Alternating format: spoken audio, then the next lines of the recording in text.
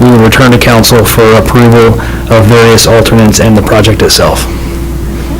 Any questions? All right, and number 33, Mr. Mullman.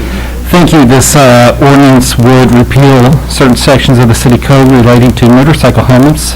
This is pursuant to new state law. Any questions? Okay. Nothing on the informal. Under resolutions, we have number 11, Gail.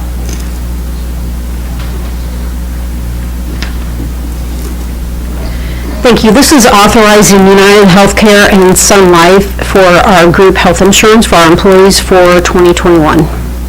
Any questions? Okay, and number 12, Mr. Mullman. Thank you. This resolution would direct that the marker at the corner of Fairmont and Morrow Drive be removed. Okay, any questions? We'll save our discussion for the meeting, but any questions at this time? Okay, and then we'll have presentations on other topics. I will back up on that resolution. If council would be favorable to that, we may want to move that up on the agenda so that after the testimony, in case there are people who may want to leave after that's decided, would there be any objection to doing that?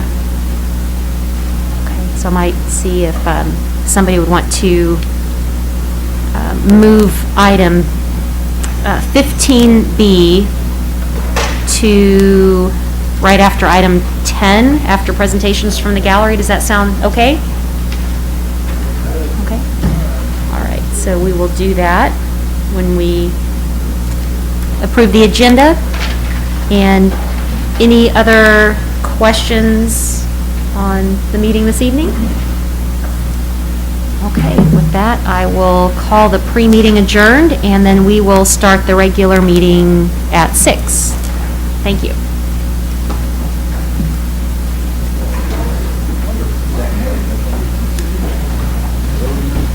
And I will mention, if anyone is here to speak tonight, there is a sign-up sheet right outside the door, so people are welcome to sign up if they would like to speak. Thank you.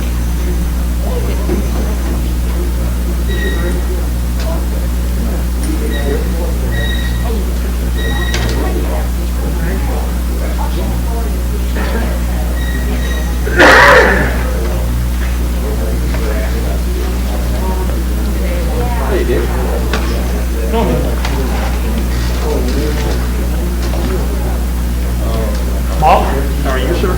Good. Are you speaking tonight or anything?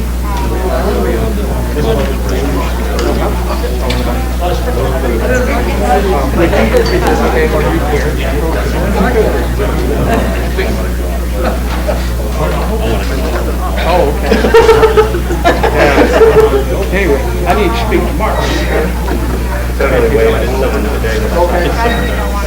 Oh, I've had that a lot of times where somebody goes, hey, like, and they're like,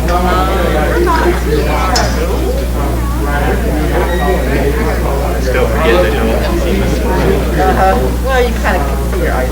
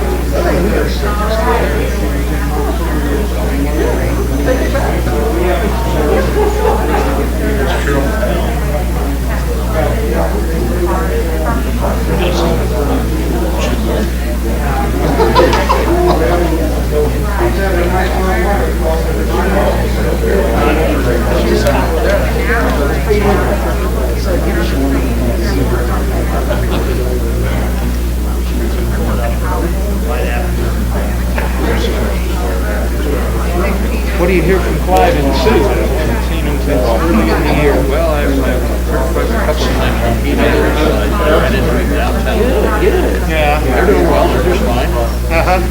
like all of us, they're not doing very much or going anyplace. Well, four of us had dinner back in February, whenever it was, and I thought, oh, Rick will have to do that again. Then the virus shut us all down. I saw his name, by the way, in a place that I didn't expect. I'm an alumni of Mizzou. You saw that there as well. Okay. I didn't know he went to Mizzou. Yeah, that's what I read. That was news. Yeah, very good. My dad went to Mizzou just briefly. He didn't get any degree, but 20 years ago or so I was up there. Put in for my dad's transfer. Yeah, I think he just did one with maybe 2 semesters. And then the war broke out. I don't know his retirement. Yeah, after the war he went immediately down the road. But he had gone to Mizzou briefly.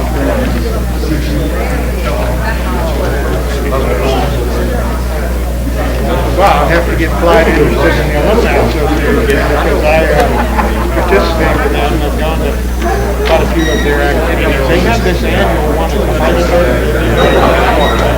well, I think it may be for engineers. Yeah, they have an engineering college. They have their annual rally. I pay my annual dues, and that's about it. Yeah.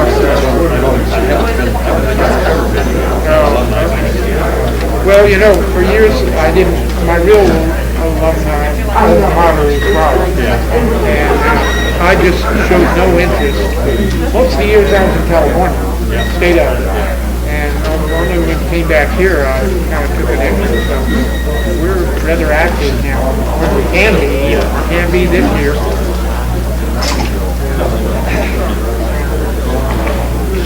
So are you going to speak then? Okay, good for you. Well, I'll use 1 or 2 lines for the remarks I gave at the other hearing that we had. Okay.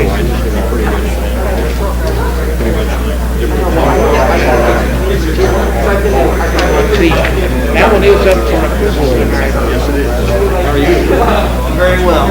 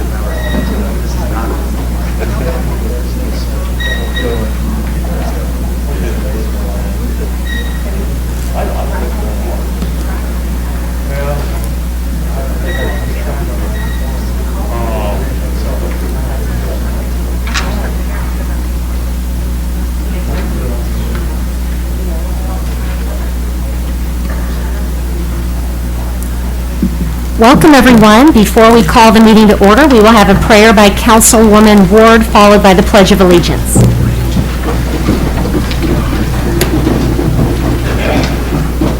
Dear Lord, for each mind and heart that fills the presence of this room and attending online, we are grateful. May we be mindful of the outcome of our decisions, and may our intentions align with the goodwill of all in our city. Give us the knowledge and courage to make decisions that will protect the health, safety, and well-being of our entire community. Let us pray for all those who are assisting and protecting the citizens of our city and country, our first responders, healthcare providers, police, and military, but also our neighbors, those who understand that others may be struggling right now and are taking the time to reach out to them. In closing, we pray for all those who have lost their battle with COVID-19. May the love of family and friends surround them and give them strength in the days ahead. Our hearts reach out to yours with love, with sympathy, and peace. In your name we pray. Amen.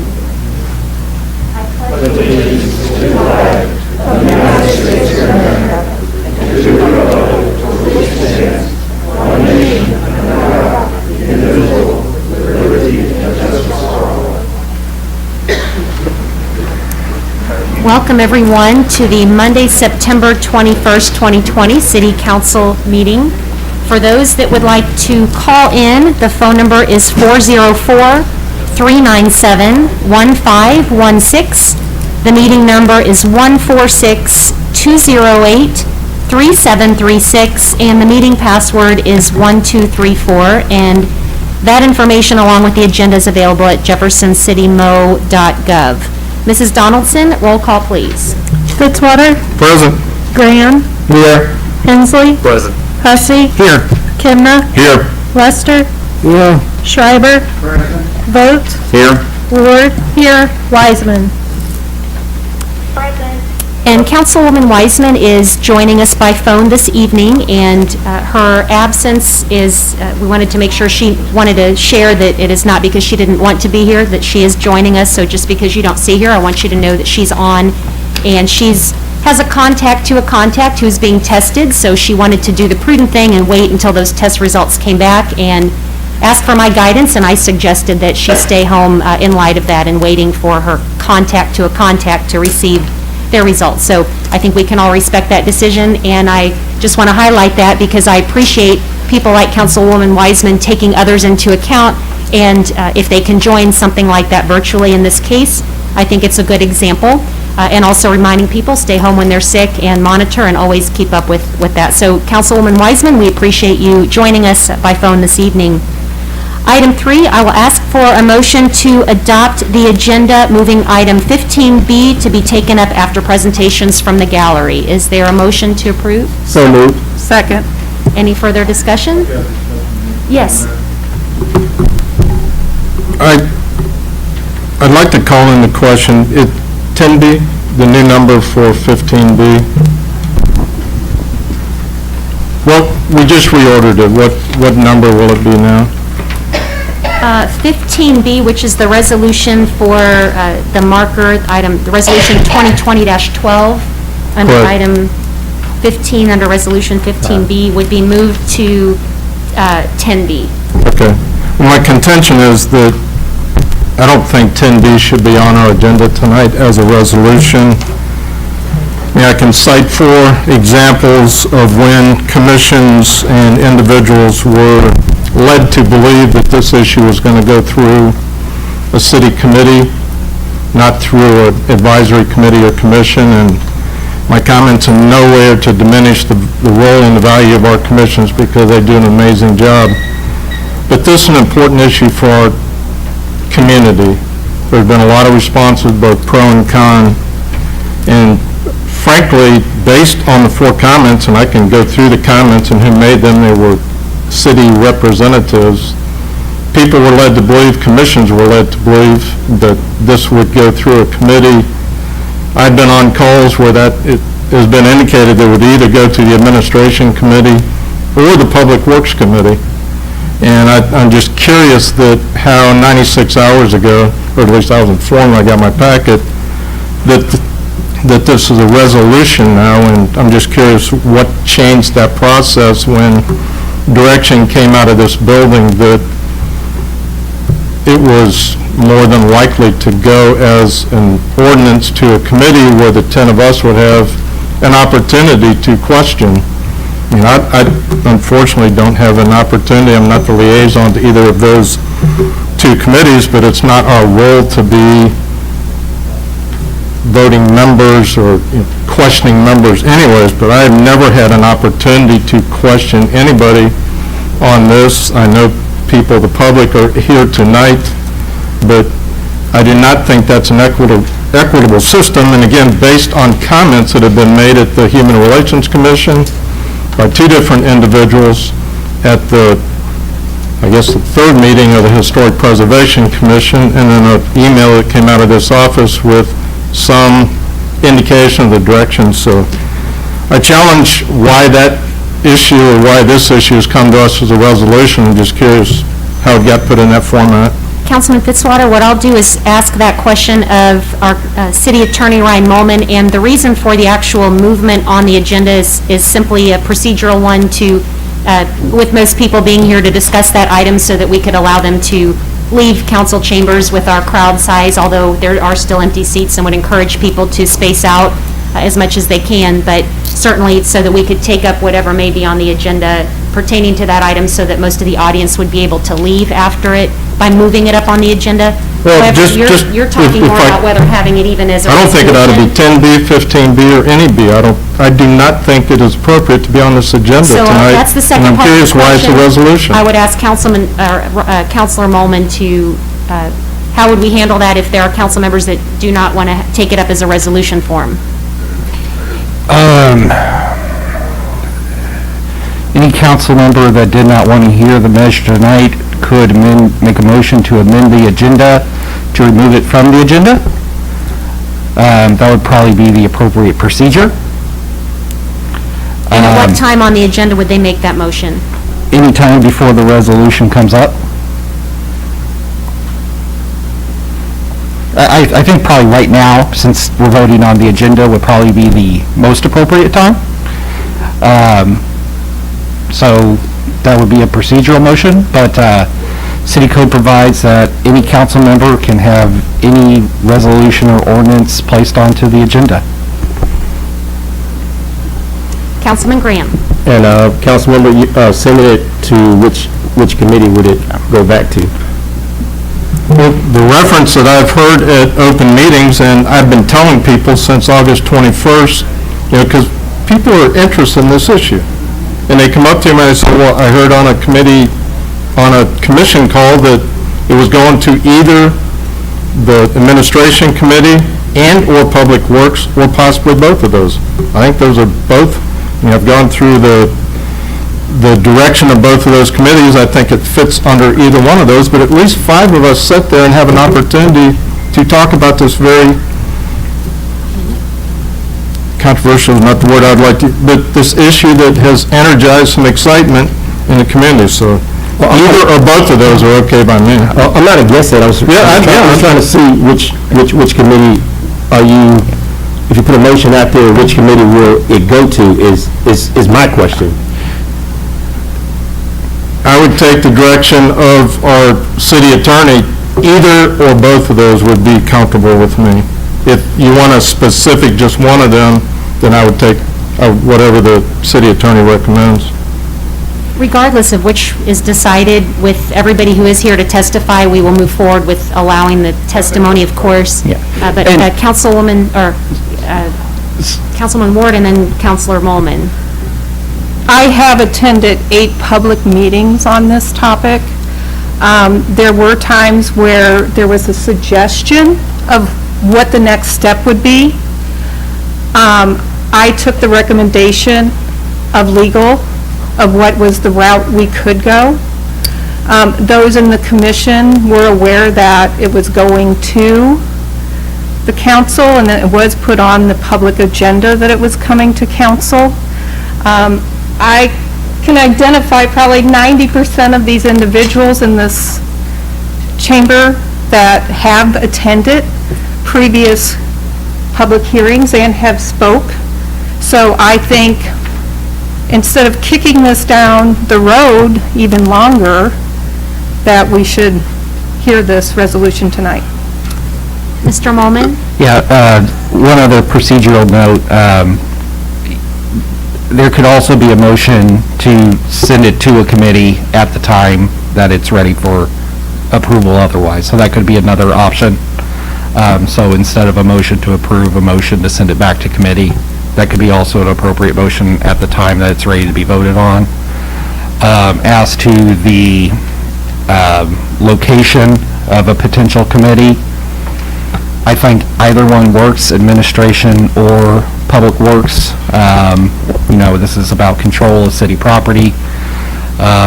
Also, that it happens to also be in the right-of-way, so I think either committee is fine. I think it's just kind of a matter of which committee wants to take it on and do the work of holding the meeting on it. So perhaps an option would be to move forward with the original motion to move it under 10, to have the resolution fall under presentations from the gallery after the testimony's finished, so that perhaps if council hears testimony, they could make the decision at that time whether or not to either move forward after hearing testimony, if they want to move forward with a vote, or move forward with moving it to a committee. Would that be agreeable? Councilman Fitzwater? Well, I would just like to respond to the comment, and I'll answer your question. I mean, I can go back to the notes. Fortunately, the Historic Preservation Commission takes very meticulous notes, which I appreciate. The first one you're going to have to indulge me on, it was the meeting of the Commission on Human Relations. These are my notes. They're dated that day, so they were taken at the meeting. But there was a question raised as to what happens now. It says HBC has been requested to revisit this issue, which it was going back on the 26th, I believe, to Historic Preservation, but that more than likely this would be sent to a council committee, and they referenced the administration or public works committees. Then at the Historic Preservation Commission, there was comments made by, and I'm not sure if he is current city employee, he was responding as a member of the public. Again, a question, and again, they take very meticulous notes. It would likely go to a council committee for more discussion and vote before it gets passed on to the council as a whole. The liaison to that committee also made a comment at the same meeting that asked a question, and comments were that I have the same thoughts as Mr. Wolford, that it would either go to the administration committee or Public Works and Planning Committee before it did anything. There was an email that came out of this building on September the 3rd that said, I just talked to a member of the public. I'm not going to mention a member of the public, but commissions having the discussions currently are advisory in nature and have a formal process, and as a formal process would need to be initiated through the appropriate city council committee. So I mean, those are not my words, other than the first one. I referenced the fact that those are my handwritten notes. But I just don't understand what happened between that time and tonight. I'm looking at a resolution that I got 96 hours ago. Nobody around this table in official capacities and elected officials had an opportunity to respond to this. Now, if you're attending commission meetings, you're not there technically as a voting member of this body. And my question is, should this be a resolution or an ordinance that ought to go through the appropriate procedure before this council makes action? That's my question.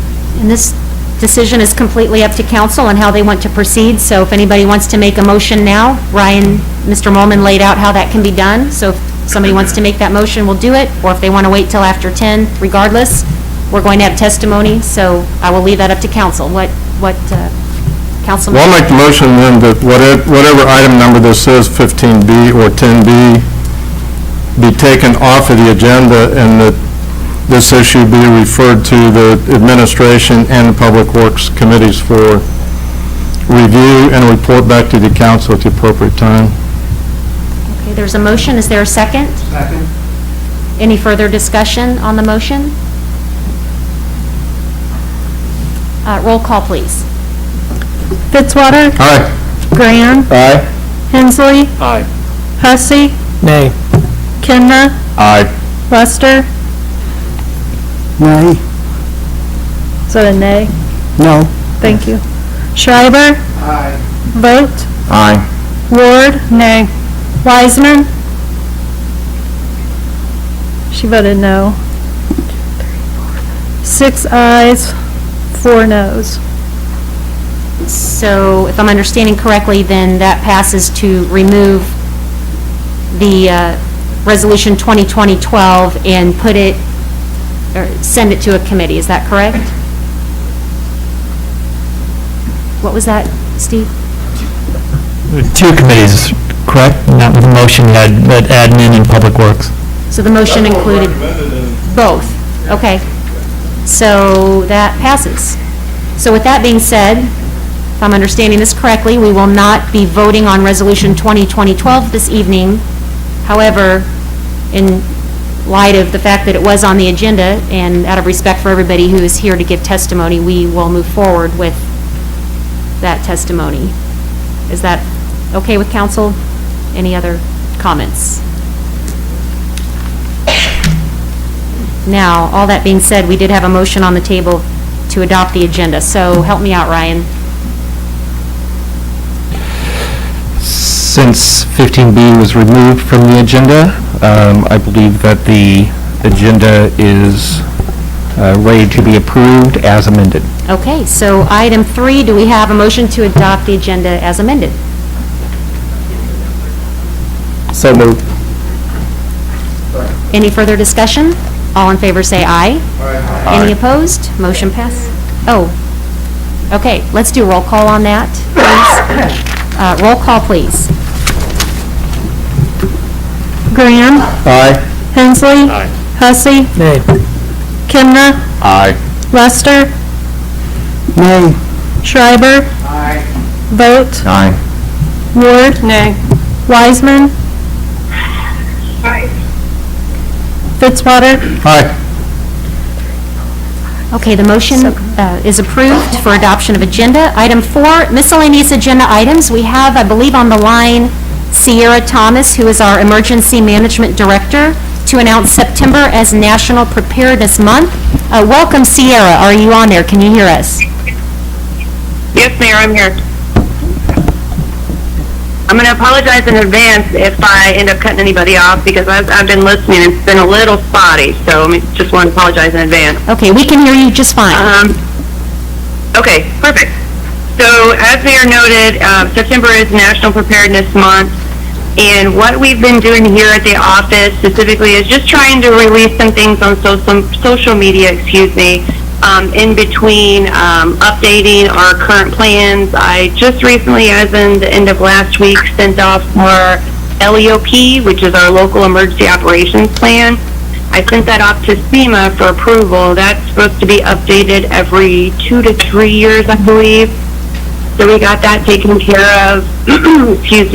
Sheriff Wheeler and I went ahead and scheduled an LEPC meeting, which we haven't had one since, I believe, January. So that's back up and running. Sheriff Wheeler and I are also working on getting the CERT, which is Community Emergency Response Team, up and running. And he's going to be using a lot of his posse members to head up that project. But it's a really good system, really good project, and it gets the community involved, which everybody wants to do. Outside of that, we're going to participate in the regional exercise with Region F. Did I cut somebody off? No. No, okay, good, sorry. We have our region exercise on the 30th, and that's where we'll pull all 13 counties in together and act as though it's an active response exercise. And we're actually going to have that at the EOC there at the JCPD training room. Let me see what else I have here. Go to the notes, I don't want to skip anything. Our Cole County Hazard Mitigation Plan has started back up. The Regional Planning Commission is completing that for us, and we're working in conjunction with them. We had our first meeting, it's been 2 weeks ago, maybe 3 weeks. We had it at the Cole County Fire Station, and we had actually a fairly decent turnout, which was awesome. So if you guys, anybody there in the room currently, if you can make those meetings, it's incredibly important because not only does it give us ideas on different projects that we need or could use within the city or county, but our time that, like, signing in and showing up for the meeting is used as in-kind funds. So it eats up, like, the $6,000 that the county would have to pay regularly back to FEMA. So it's really important. If anybody there is interested in showing up, Mayor, I can go ahead and send you the invite, and then you can send that out as you like, if that's okay. That would be great. I've been writing down some of those meeting dates, but if you can send that out through email, and we'll get that distributed to council. Okay, perfect. And also, the Great Shakeout Earthquake Drill is coming up next month. Let me check my calendar here real fast. I don't want to tell you guys something wrong. I believe it is on... Okay, I don't see it on my calendar. Oh, I see it. Okay. So October the 15th at 10 a.m. is the Great Shakeout Exercise, and that's going to be nationwide. I signed our county up for it, and I'll go ahead and include that information in that email as well.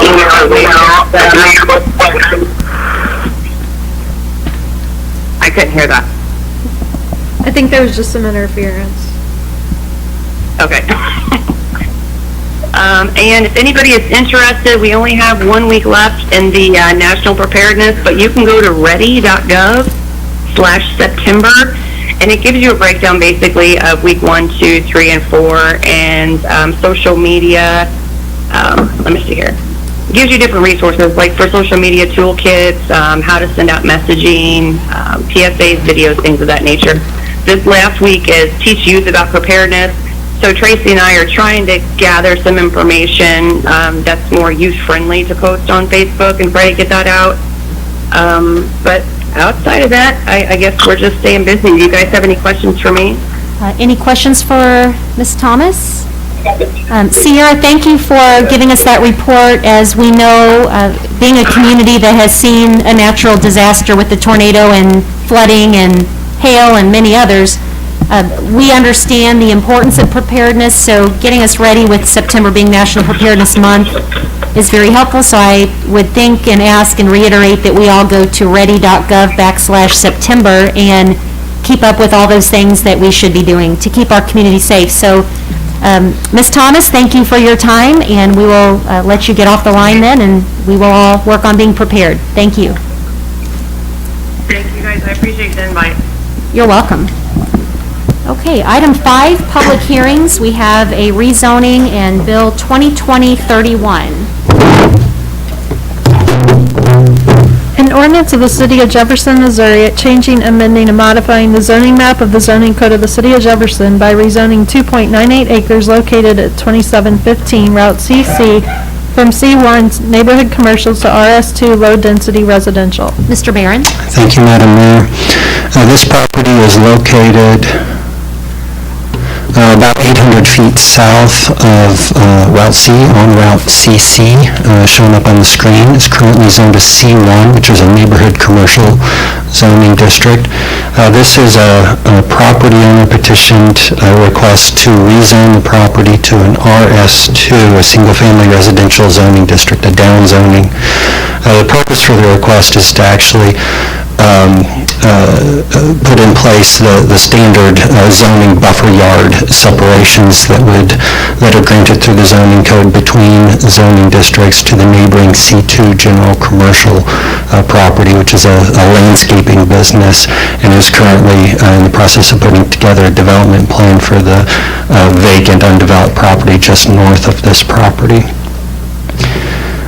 this downzoning would also benefit the property in that it's currently used in a single-family residential manner and therefore is a non-conforming or grandfathered use within a commercial zoning district. So rezoning it to a single-family would remove that non-conformity. It was reviewed by the Planning and Zoning Commission at their meeting of August 13th and recommended for approval on a vote of 6-0. I'd be happy to answer any questions the commission or the council may have prior to opening the public hearing. Thank you. Any questions for Mr. Barron? Okay, thank you. Seeing none, we will open up the public hearing portion. And is there anyone that would like to speak on Bill 2020-31? Okay, seeing none, we will close the public hearing portion and take up the bill. Is there any council deliberation? Seeing none, roll call, please. Hensley? Aye. Hussey? Aye. Kimna? Aye. Lester? Aye. Schreiber? Aye. Vogt? Aye. Ward? Aye. Wiseman? Aye. Fitzwater? Aye. Graham? Aye. Bill passes. Item 6, we have no appointments this evening. Item 7, presentations from staff, consultants, invited guests. We have none. Item 8, announcements. I would encourage everyone to go to jeffersoncitymmo.gov for a complete meeting calendar. Are there any updates from our 4 standing committees? Yes. There will not be a finance committee meeting this Thursday. Okay, so cancel that one. Any other committee meetings? And I know with our motion that just came forward, the audience may be asking, when is the next, let's see, Administration and Public Works, correct? Do we have those dates set? Or who, I don't know who would have that. We do, Mayor. The next Public Works Committee meeting is Thursday, October 8th at 7:30 a.m. I would assume in this room. And maybe we would ask the public to visit the website, jeffersoncitymmo.gov, in case, I know some of our committee meetings have been virtual to help with crowd size, so that might be a decision to be made. And it looks like on my calendar that the Administration Committee meets on that Wednesday, October 7th at 7:30, most likely in this space as well, so. Okay. I've not talked to staff about a Public Works agenda just yet to see. Sometimes those get lengthy with items, and so just to make sure that we don't create a 4-hour meeting. Okay. So this is somewhat tentative, so I would put that out there because as we know, things could change and this hasn't been decided. This motion just passed this evening to make the change, but tentative administration Wednesday, October 7th, 7:30 a.m., and then tentative Public Works and Planning October 8th, 7:30 a.m. Whether or not those will be virtual, and if they are virtual, they would likely be WebEx, which allows the video option as well. So I would say tune into jeffersoncitymmo.gov when it gets closer, and we will have that information. Any other committee reports or meeting announcements this evening? Okay, item B, the large item bulky pickup. That's something we've been waiting for, right? Mr. Barron? Yes, it is. We are excited to have this upon us. As with regret that it had to be rescheduled from the normal time in the spring. But there are 2 dates that are scheduled. The city is broken into 2 pieces, as is done every year, with Highway 54 being the dividing line. Those properties that are west of Highway 54, the date is Monday, September 28th, so residents should have items placed at the curb who live west of Highway 54 on that Monday, September 28th. And those east of Highway 54, the date is Monday, October 5th, so 1 week later. There is a flyer located on the city's main page on the website. And so if any residents have any questions as to what can or cannot be placed on the curb, direct them first to that flyer. If they still have questions, they can certainly call the City Hall front desk at 634-6410. Thank you. Any questions about that? Okay, thank you. And item C, Missouri 2021 Bicentennial Update. You all have at your place a couple of items for the bicentennial. If you're not already following Missouri 2021 on Facebook, Twitter, and Instagram, August of 21 will be here before we know it. So They have a few things that if you all ever do any type of speaking engagements for scout troops or schools, that you can always ask a trivia question and give out a pencil or something. We do have more of these available, so we would encourage council to get out there and share that. I have a few other announcements. Building Community Bridges has mentioned that they're having a paint party October 3rd and 4th from 9 to 5. So if you're interested, you reach out to Building Community Bridges to participate in that event. A few other announcements. For absentee and in-person voting, I wanted to call your attention to the Secretary of State's website, and you can find this handy voter chart that tells you all of the ways to vote. If you go to the Secretary of State's website, which is sos.mo.gov, click on the voting link, and then click on the 2020 voting options chart, and then you'll see here in-person voting, absentee, in-person, other forms of absentee, and mail-in voting, and all of your questions right here answered. So I will also announce absentee voting begins tomorrow, September 22nd through November 2nd. So keep that in mind. We want everybody to vote and know exactly how they can vote. So that information is all, again, sos.mo.gov. And a few other announcements. The Tunnel to Towers was held on Saturday, which is a 5K held in remembrance of a firefighter who had passed away on 9/11, doing his job to run back to the towers to save others. And so that has turned into a legacy of an organization that raises money to help fallen police officers, firefighters, and military in helping them pay off their mortgages if they pass in the line of duty. So that was a very successful event, and I'm happy to announce that Jefferson City Fire Department won the fastest firehouse again. So Chief Schofield, yay! Now, please pass on our congratulations. I know when they do the trophy presentation, they normally come here, but would you like to add anything? No, we'll be happy to bring that trophy back to its rightful place here to you, Madam Mayor, shortly. In the next few months, we'll do that presentation. Well, we would be very honored to accept that, and for those of you that didn't get to see it, they actually run in their full gear. They do the 5K with everything, and there's a lot of added weight to do that. It's very impressive. We appreciate everybody who supported that, and we're extremely proud of Jefferson City Fire Department, so thank you. And also, the 4th annual stair climb is October 10th, and that is typically held at the Jefferson Building, where they climb the amount of stairs that would have been equivalent to reaching the top of the World Trade Center. So I believe you would go to the top about 13 times. But anyway, instead, wanting to have an outdoor event so more people can socially distance, they've moved that event to Lincoln University Football Stadium. So again, that is the 4th annual State Fire Marshal's Memorial Stair Climb on Saturday, October 10th. A couple other announcements. Guns N' Hoses just announced that they are having a virtual hockey game on October 17th in the morning. You can go to Facebook and watch the game. So I would encourage everyone to do that, even though they've had to postpone their actual game to 21.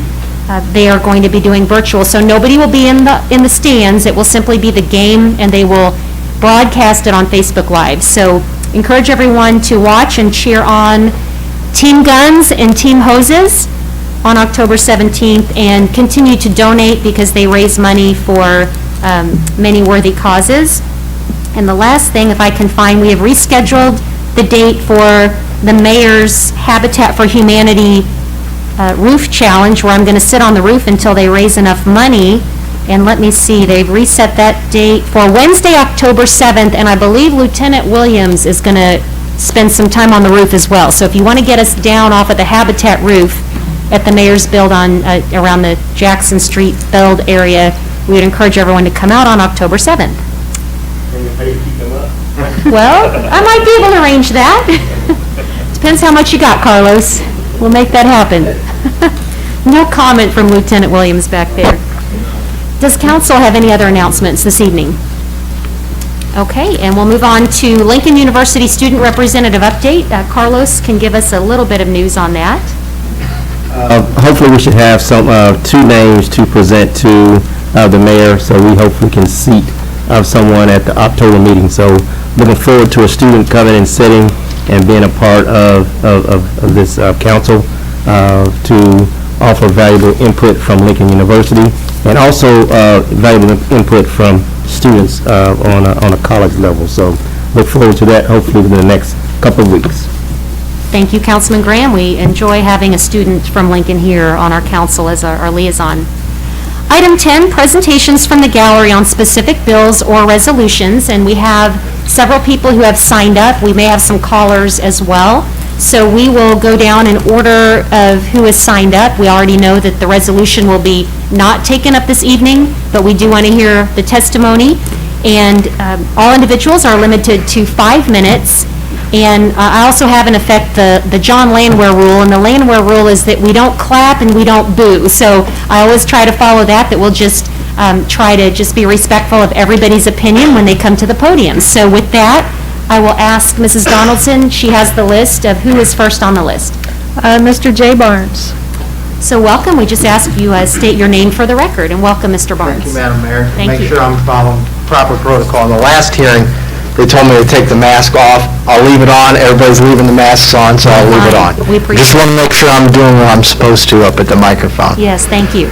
So J. Barnes, 715 Swiss Highway, and ironically and quite literally, 7 years ago is when the United Daughters of the Confederacy placed that marker, not in its current location, but up the road at the intersection of Greenberry, Morrow, and Huff Park Drive.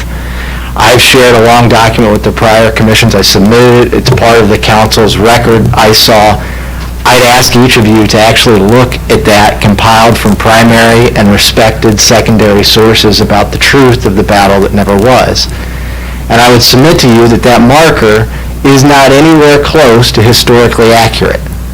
And that is by design, because the purpose of the United Daughters of the Confederacy, their local chapter, was, and I quote, "The object is to let the younger generation see and know that we have not forgotten the men who wore the gray, for the men who wore the gray were right, and right can never die." And I would submit to you, Madam Mayor, that this town was not a Confederate town. It was a Union town. It was a Union town filled with German, Catholic, and Lutheran immigrants who protected this city in that time. The UDC was an anti-black, anti-Catholic organization, and they had a clear message that they wanted to convey. The UDC's leadership said that every UDC clubhouse should have a memorial to the KKK. They said that the KKK was an absolute necessity, a star of hope to preserve and uphold the white civilization of the South. And we had Klan activity in Jefferson City that was anti-black and anti-Catholic. We had cross burnings in 1928, just before this was placed, all down Lafayette Street, aimed at intimidating black voters. We had, I'm sure there was relations with UDC members, Klansmen riding with the sheriff to break up Catholic stills during the Depression. That's who the UDC was. And that is what the UDC put as a marker in our community to divide us, that divides us still today. That is the source for the myth that Sterling Price passed on Jefferson City because he cared about our community rather than the fact that Union commanders and the people of our town stuck together and he knew he was going to get his butt kicked here just like he had a couple weeks prior. Now, this goes how I think it's going to go. The opponents are going to get up and say, oh, the world's going to end, you want to erase history. No one is proposing that. Stop letting people make fake arguments. Our side wants to celebrate the history of our community. The question is not whether we celebrate history, it's how, and who gets to tell the story. Do the losers get to tell the story? Do the anti-black and anti-Catholic bigots get to tell the story? Or do we get to tell the story? If an organization came to this council today that had clear ties to the Ku Klux Klan and offered the city a gift, would you accept it? Would anyone here accept it? Because that's the question for the council. That's the question for the city. And there's no question about history. Everyone wants to celebrate our history. So we're not saying erase history. We're saying let's tell history in a truthful way. Symbols matter. Truthful history matters. The results of the Civil War matter. I saw on Facebook somebody in our community suggested that that was a marker of peace. The person who wrote that is completely ignorant about the history of our country and the history of the organization that placed this. Don't be confused about the issues. It has taken 7 years, and it's going to take a little bit longer because the gears of democracy work slow by design, and that's ordinarily a good thing. If the KKK offered that gift today, this council would say no. And I think this council should move together to remove that marker from that organization and replace it with a series of markers and monuments throughout this city that celebrate our true heritage, a heritage of German Catholic immigrants, a heritage that in 1862 we were a beacon of freed slaves who swam across the Missouri River to freedom here, not to a divisive, anti-historical rock placed by a bigoted organization. Thank you, Madam Mayor. Thank you. Is there any questions? All right, thank you very much. Mrs. Donaldson? Mr. Nimrod Chappell? Welcome, Mr. Chappell.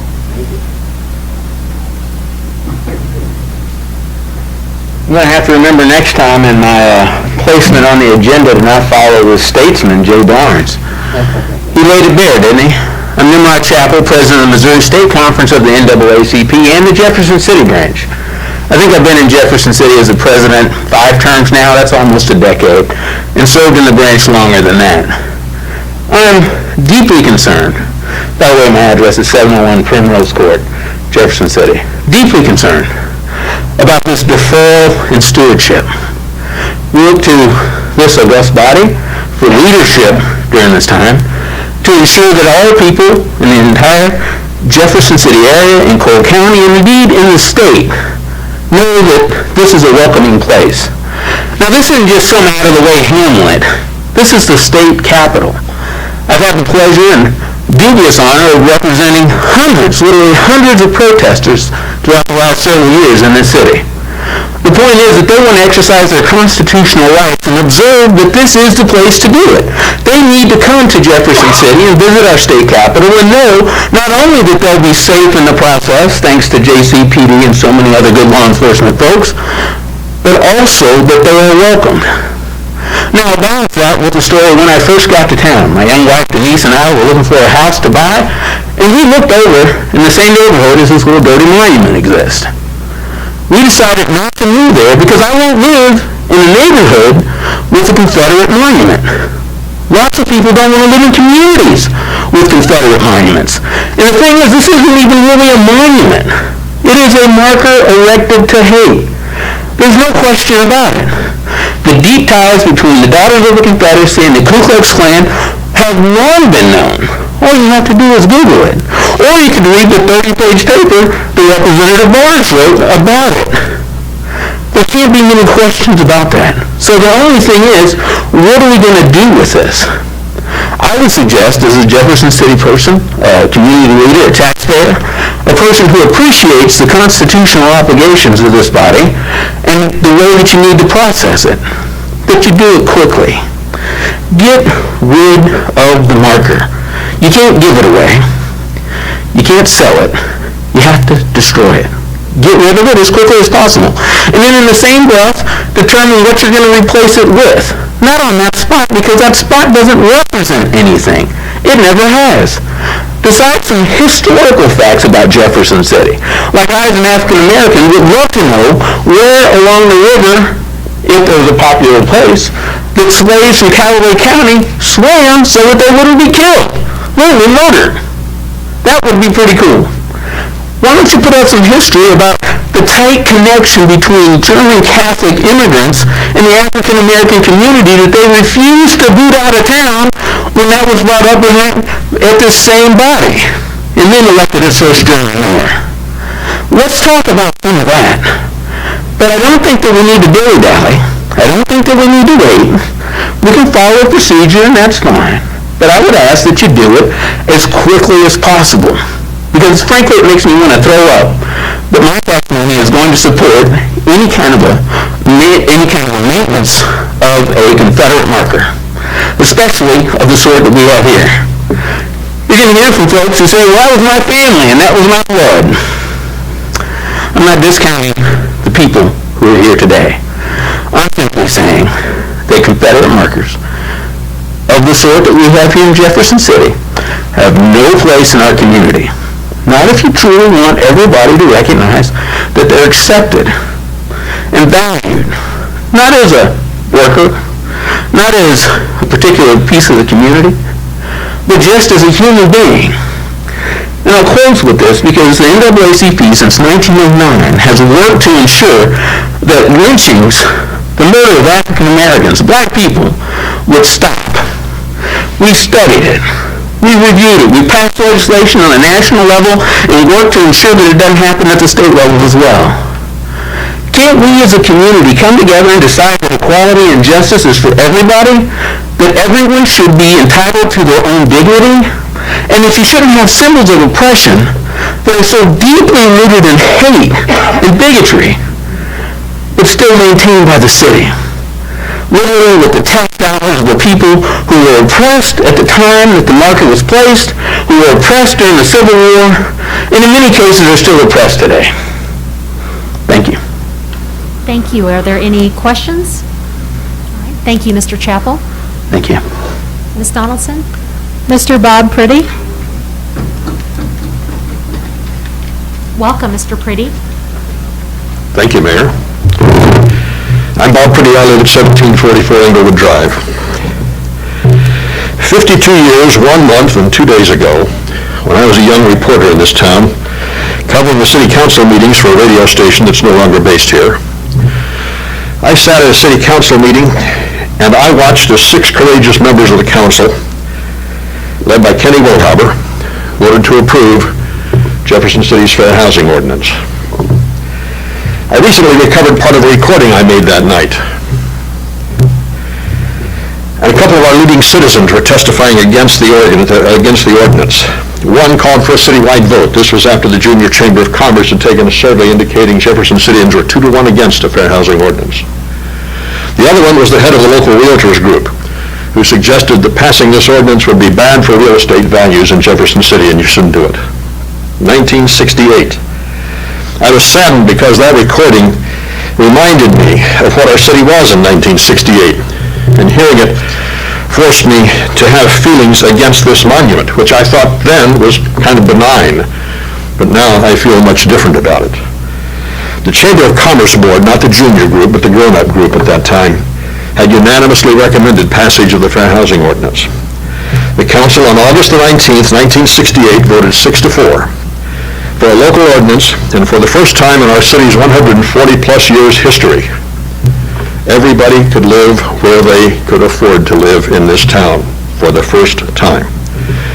35 years before that ordinance was adopted, an organization founded on the idea that the Civil War was a military victory for the North but not a civil defeat for the South, put up the city's only Civil War monument that praised a Confederate general for deciding not to do something. And then that man was Sterling Price. This group dedicated to maintaining that certain people should know their place in a society put up that monument. And the city, which was much different in 1933 than it is today, accepted that monument. The twisting of history, which is preserved by that monument, which has no value today, as Jay's scholarship shows. It honors Sterling Price, a man who 3 times took an oath of loyalty to this country to protect it and its Constitution from enemies, foreign and domestic. Once when he fought in the Mexican War, once when he was elected to Congress, and a 3rd time when he was elected governor. He took that oath right here. And then in 1861, he decided that those 3 oaths were meaningless, and he pledged his loyalty to the Confederacy and became one of the enemies that he had 3 times sworn to defend this country against. This monument commemorates his decision to do nothing, a decision made by a man whose oaths of loyalty meant nothing to him. It's not a monument we should have. It does not mark any specific location for any specific action. It doesn't mark the place where he decided not to attack our city. In fact, the Confederate monument was moved from its original location and now is inside what would have been the Union lines in 1864. We should have Civil War monuments and signs. We should have signs that cover all of our history. As far as erasing history by removing this, I am afraid to tell you the Daughters of the Confederacy erased history when they put it up. The monument was put there by a group that felt those who didn't look like its members were inferior and should know their place. But in 1968, our city council, 6 of its members in a 6-4 vote, had the courage to say, your place is anywhere you can afford to live in Jefferson City, and you're welcome to be here. That monument was outdated then. It's even more outdated now. And it says things about our town that it shouldn't be saying today. And our town should not accept it saying those things about us today. When the time comes, I hope that this council unanimously votes to remove it. Where to put it, I don't know. Jay and I have a little bit of a difference of opinion on that. But it shouldn't be where it is, because it carries a message that we should not be giving to people who live here and the people who visit us. Any questions, Mayor? I've got 32 seconds to answer them. Any questions? Otherwise, I'll see you at the committee meetings. Okay, thank you, Mr. Pretty. Mrs. Donaldson? Mr. Carl Landwehr? And when you come to the podium, you're certainly welcome to give your address, but it's not required. Just name for the record, though, please. Welcome, Mr. Landwehr. My name is Carl Landwehr, live in Jefferson City, and Mayor Trojan, I'd like to, very simple unrelated question, does the Landwehr rule apply, the John Landwehr rule apply for family meetings of the Landwehr family? I think we can make that happen. Can make that happen? Yes. Well, let's see that it does. Yes. Mayor Trojan, members of the council, I want to thank you for this opportunity to speak before you this evening. I also wish to acknowledge and show my respect for those who are of different points of view on this matter. Their public discussion has been with great decorum and respect. That's admirable, and I greatly appreciate that. I stand before you this evening to talk about this historical marker. My time is brief. Your time is even shorter. For me, this is an educational marker. Allow me to tell you a brief story demonstrating why it is an educational marker. I'm going to tell you the story of a little boy 65 years ago or thereabout who happened to see this marker at its older location, original location, as he passed that area en route to visit relatives on Greenberry Road. This little boy wanted to know, what is that? It's kind of a strange thing for a rock to be near a big intersection. Years passed and the curiosity became greater and greater. So this little boy began to want to know, what was the Confederacy? Who was Sterling Price? And what's it doing there? What's with this big turn of events in which 12,000 Confederate soldiers opted not to destroy Jefferson City, but to move west and ultimately defeat it at Westport? Further into the years, this little boy dug further into the marker. In so doing, he learned the terrible, terrible injustice of slavery, the brutality of slavery. History well records this. Why would brothers fight and kill brothers? The little boy sought more answers and spent a lifetime trying to discover those answers. Madam Mayor, you members of the council, I am that little boy. It is me. Please do not remove this educational marker.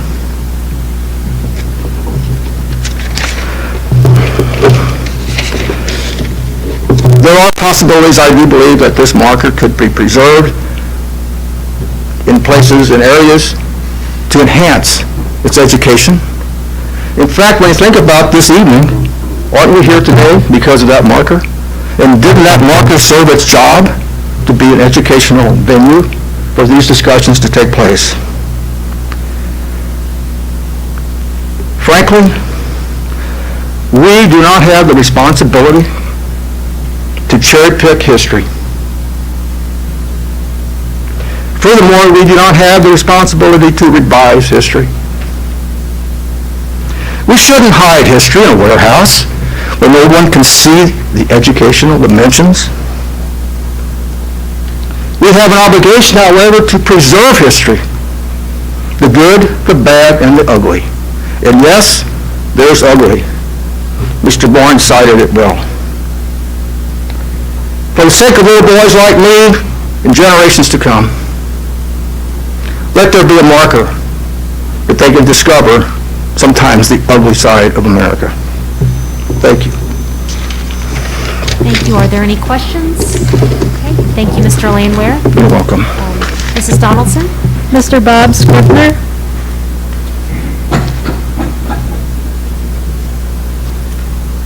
Welcome, Mr. Scribner. It's always nice to have a former councilman with us. Thank you. Thank you, Madam Mayor.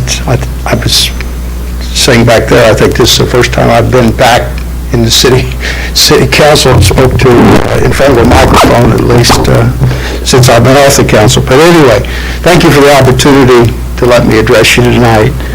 I know there's a certain amount of risk in doing that because I don't want to appear in opposition to the resolution. There's a risk being mislabeled a racist, and I know that's a real problem. I know there's a risk in alienating friends and acquaintances who are passionate in their belief. Mr. Barnes expressed that passion. But I also believe that to remain silent would be untrue to myself. So I think there's a duty to speak up. The marker in question seems to me to be such a straightforward notation of a moment in history. That's all it is just a point in time that I'm finding it hard to understand all the passion and emotion generated by the simple phrase on the marker. It says this: deciding against attack, the Confederate Army under General Sterling Price turned from Jefferson City, October the 7th, 1864. I don't see any notation or memorialization or there are no words of praise. I don't see the story that I'm hearing told here tonight on that marker. I don't know where it's to be found on there. It's a part of my history, actually. According to the records, my great-great-great-granddad, William David Scribner, was a patriarch of one of the 31 families living in Jefferson City when the state capitol was built. We've been here a long time. His son, Benjamin Payne Scribner, was a sergeant in the cavalry of the Union Army. He was actually posted here in Jefferson City at the time that Price was making his decision to attack or bypass Jefferson City. According to the historical accounts I've read, the Union Army was not a large force. I think Mr. Barnes' paperwork says 5,000, and the Confederates were about 12,000. But they went around the city lighting campfires and walking around in the daytime and making themselves look like a larger force than what they actually had. And that's why Price decided to bypass Jefferson City, not because he had affection for the city, but because he was afraid that he was going to be defeated, or that he would lose more men than what the time was worth.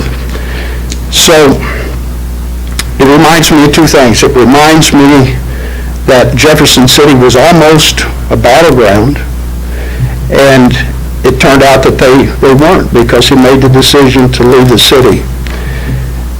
It also reminds me that I have family ties, that my family supported the Union Army and supported anti-slavery. A big part of my motivation to be here tonight is because I am in total opposition to the cancellation culture.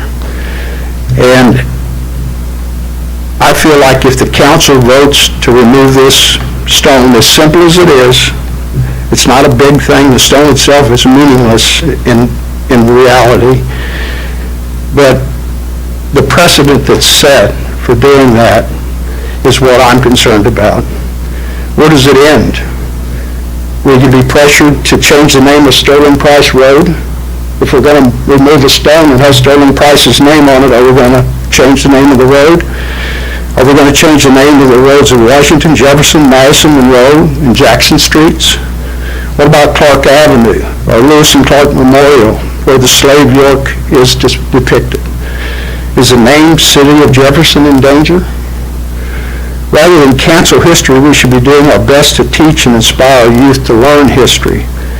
Philosopher George Santayana is credited with saying those who do not learn history are doomed to repeat it. The Jewish people, rather than destroying Auschwitz and Buchenwald, have created museums and memorials to remind people of the horrors of the Holocaust so they might never be repeated. I know emotion seems to rule the day at this time in our lives, but decisions based on emotion are often not good decisions. I ask you to consider your vote, make it based on fact, logic, and common sense, not on emotion. I want to thank you for your time and your service to the community. May God bless you and give you wisdom in your deliberations. Thank you. Thank you. Are there any questions? Questions? Thank you, Mr. Scribner. Thank you. Next up is Miss Edith Vogel.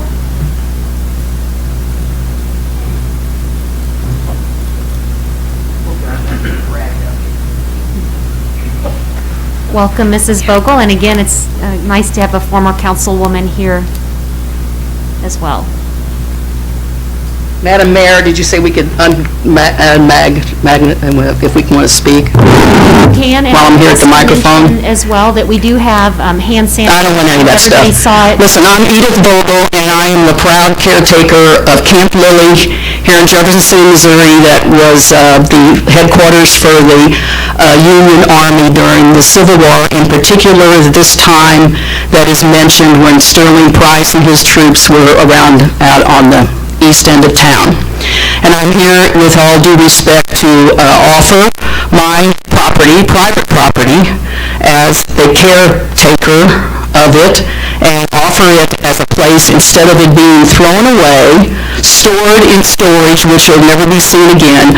I want the marker to come to my home on 800 St. Mary's Boulevard, private property that I pay a lot of taxes on, and my brother-in-law cuts 3 acres of grass every week. And I do this with all due respect to everyone here. On whatever side you're on, it doesn't need to be thrown away. It needs to be put away where it's taken care of, and that's me. I want to be the caretaker. If you decide after your meetings with your committees, administration and public works, and then bring it back to the council for a vote, don't throw it in the trash and/or don't put it in storage. I'm willing to take the responsibility of the rock at my home. Okay? Thank you very much. Thank you. Are there any questions? All right. Thank you, Mrs. Vogel, and Mrs. Donaldson. Ms. Jackie Coleman. Welcome, Mrs. Coleman. I live in 2050 Trenton Court, and it's my pleasure to speak to you all. And I like to turn around because I know so many people in this room. And I'm speaking as an African American. Mrs. Coleman, just in case, I don't know, does that come out so that her comments can be heard? Oh, you can hear, okay. I like to speak to the audience because I've served this community since 1979 when I moved here with my husband Ron Coleman, who is an icon in Jefferson City. The stories he tells me of the discrimination, because they were isolated in certain parts of the community, but he loves Jefferson City as I've grown to love Jefferson City. We moved in town in '79, and had to get a lawyer to buy a house on Primrose because we were black. We're fighting over a rock that is in disrepair. I don't care what's on it. It never meant anything to me. I love Fairmont. I love Laurel. There's a lot of history in that neighborhood and a lot of wonderful people. But as an African American, that rock represents something very negative to me. And I feel it should be removed. It should not be on city property. And if someone wants to put it in their backyard, fine. I found out recently my grandfather, who's white, Andrew Jackson Maxwell. We didn't realize he was always white. 13 daughters by the same Andrew Jackson Maxwell couldn't marry my mother. They had to leave Starksville, Mississippi, because they knew they could not inherit any land. To fight over a rock that is in disrepair, and there's a home for that rock. When I served on the school board for 15 years, I didn't see black or white. I saw student achievement, and I fought for that. I am appalled. I respect everyone that wants the rock to be there. It's city property. I think you all have an opportunity in Jefferson City, and to this day, I feel discriminated against. It's isolation. You're not embraced and brought in. And I know people in this room that embrace me or my husband, but only to a certain level. A rock that nobody knew it was there, but the few neighbors that live there. Let's take a survey of all the people that live there and see if they want the rock. Because to me it means absolutely, it means confederacy, it means discrimination, it means that you don't like black folks. The people who put it there, they'd rather us be dead. A rock is not something Jefferson City is about. It needs to be about inclusion of all people. And I did that on the school board. I stand before you now. You have a great opportunity to make the right decision. And if you lose a few votes, and I emailed my councilman, if you lose a few votes, so be it. This is a bigger statement. No, we're not going to change the names of streets. We're not going to change. I don't care about a street name. We're talking about one monument, one rock, and the opportunity to do the right thing. I know discrimination. You may not know it. I know how it feels to have a parent who had to get out of Mississippi,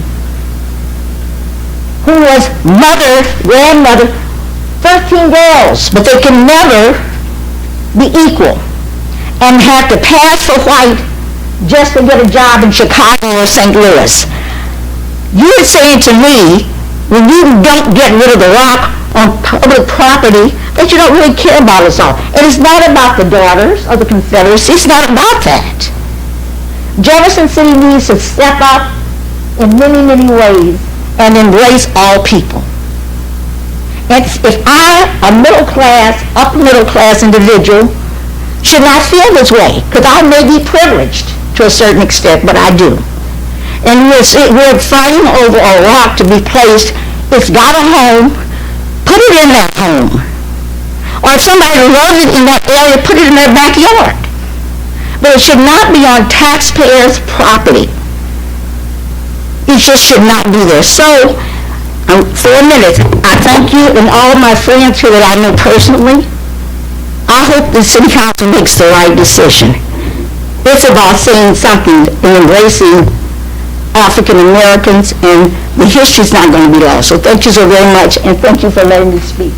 My husband's in the car. He said, get out here so I can go home, so he's out in the car. Thank you so much. Thank you, Mrs. Coleman. Any questions? All right, thank you. Mrs. Donaldson? Ms. Cindy Graves?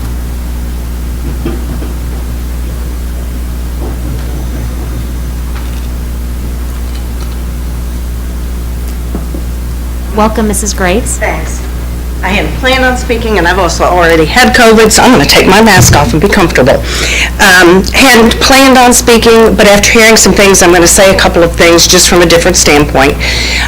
One, having served for 12 years in the past as a Missouri Mansion, Governor's Mansion, docent, when these governors take an oath of office, anybody does, you all have taken it, I took it in the years I served on the school board, you take it for the years you're in that office. You don't take that oath of office till the end of time. So to judge Price on that to his death, things changed greatly when our country divided over the Civil War, I feel is very unfair to him. And then, and I'm just speaking to him, I'm not going to speak pro or con on the monument, but in my personal family history, Price has a place. My great-great-grandfather and Price fought together in the Mexican War. Apparently, we're good buddies through that. They split up. My great-great-grandfather fought for the Union. Of course, Price was Confederate. He was captured by the Confederates, put in a hog pen type prison, and because he was huge, the guesses are he was at least 6'5", and in that era, in the 1860s, he had to stood out in a crowd. He'd stand out in a crowd today. Price realized who he was, called him by name, talked to him, and released him and his relatives they had captured and let them go free. They were on their own outside of that, fence, but he let them go. So General Price is not this horrible, awful creature that like Hollywood would create. He was a real human being with all his pros and cons to him, his faults and his strengths. But I hate to hear somebody be so maligned this far out, 150 years ago, that we need to stop and think about who these people were and what somebody might say about us as individuals 150 years from now. Thank you. Thank you. Any questions? Thank you, Mrs. Graves. Mr. Richard Frank?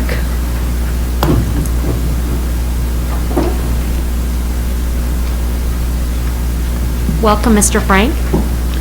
It's Father Frank. I'm a Catholic priest.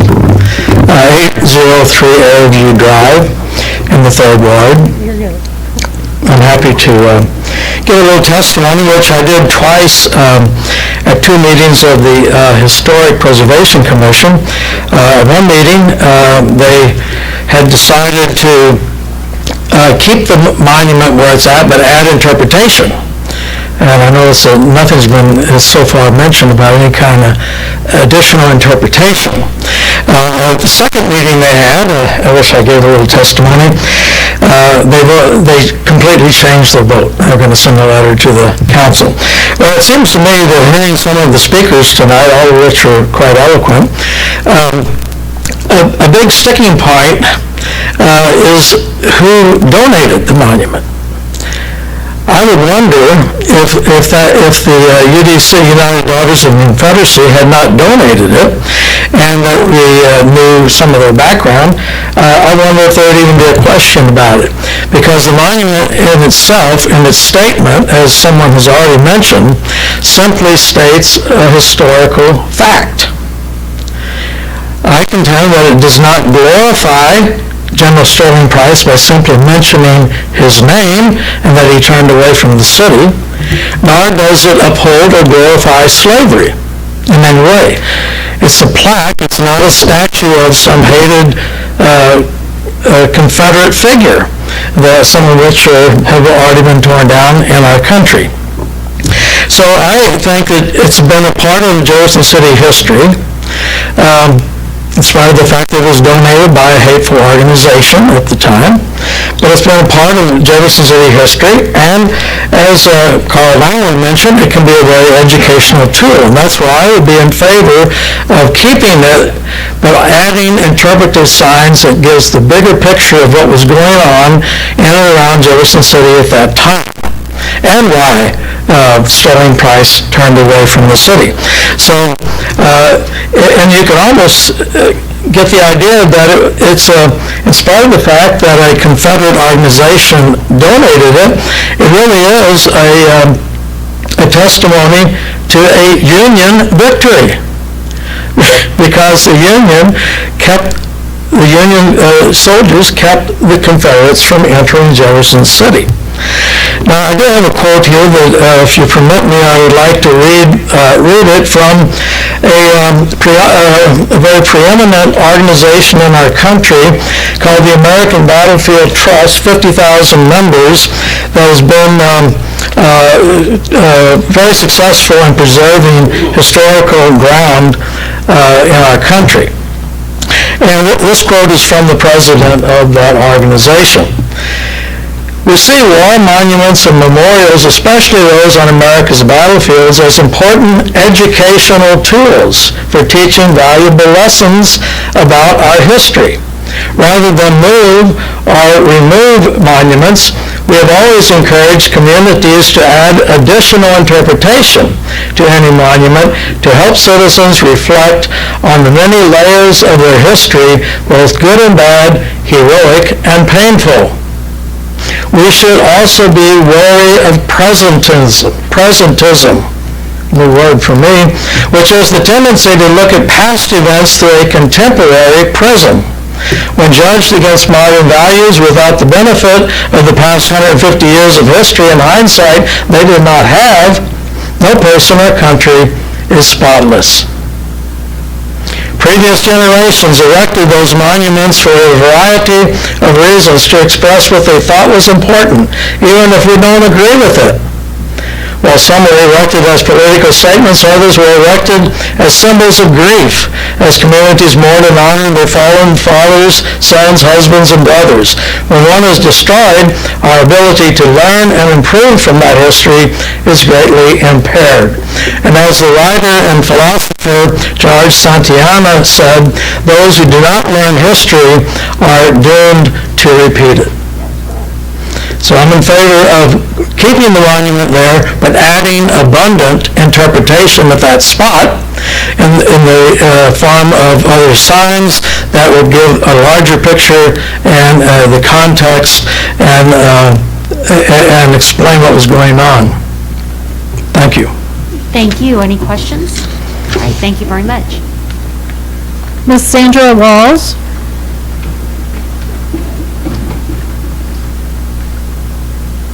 Jay Barnes is going to leave when I'm going to say something. My name is Sandra Janoski Walls, and I am a Catholic. But I am a member of the United Daughters of the Confederacy and the United Daughters of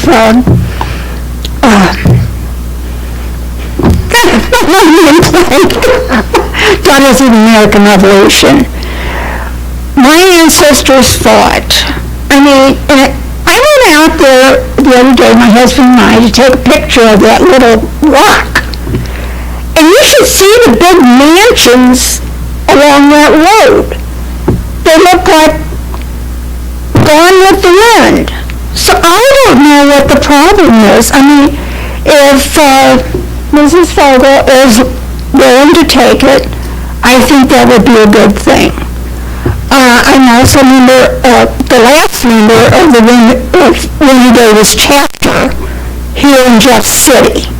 We no longer have a chapter here in Jeff City. So I am active in a chapter in St. Louis. And of course, as you know, they've torn down a lot of statues in St. Louis. But as we continue to take down, this is just one step of tearing down monuments. We cannot erase history. It's history. So people are just tearing them down, trying to erase it and put their own, what they want to have happened 150 years ago. I'm sorry, my whole family was on the south. My husband's was all on the north. So we kind of kept it even. But that's what I wanted to say. As the United Daughter of the Confederacy, I didn't realize we were so hated until just recently. And I have been 30 years and didn't know how much hate was against the daughters. I don't remember doing anything to anybody, but that's the way it is. So thank you for listening to me. Thank you. Any questions? Councilman Fitzwater? Yeah, I just had, I'm sorry? I'm in your ward. Oh, okay, great. Thanks for being here. I just had some questions. I mean, I think Mr. Barnes raised some good issues, and you know, I've done a lot of research over the last 96 hours. I mean, there's no doubt in the past, I can't change the past, but there's no doubt in the past, the United Daughters were supportive of a very vile organization. Let me ask my question. I tried to research online. Has the United Daughters renounced that, changed your stance, done anything to say we can't help what our ancestors in this organization did, but that's not the philosophy in 2020? Or is that It's not been the philosophy as long as I've been a member. And I was a member here in Jefferson under Amy Davis of Elizabeth Hawkins, as you know. And she, wouldn't tolerate it. My grandmother would have slapped any of her sons that would have joined the KKK. She would have slapped them down. I can find out, but I have not heard, no. I mean, we just don't associate with that. And I don't know where they all came up with that. Well, it's clearly in the history. I mean, you can go back and read, and there's a lot on the internet. But I know organizations change, and I'm not trying to say what this organization's beliefs are today, but historically, its beliefs have been. Well, I imagine historically, yes, back in the beginning, but like I said, I've been in over 30 years and have heard nothing like this. What's been printed about the daughters. Thank you. Any other questions? All right, thank you. Thank you. This one's hard to read. Mr. Hendricks?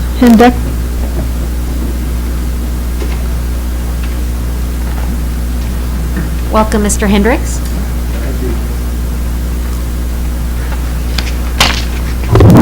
To everyone, Madam Mayor, council members, thank you so much for allowing me to be here with you tonight. I came tonight just to go on the record to say that I do support the removal of this Confederate monument. It is controversial, and in many ways it is painful. In some ways it is fearful. It is disruptive to our peace, as we can see.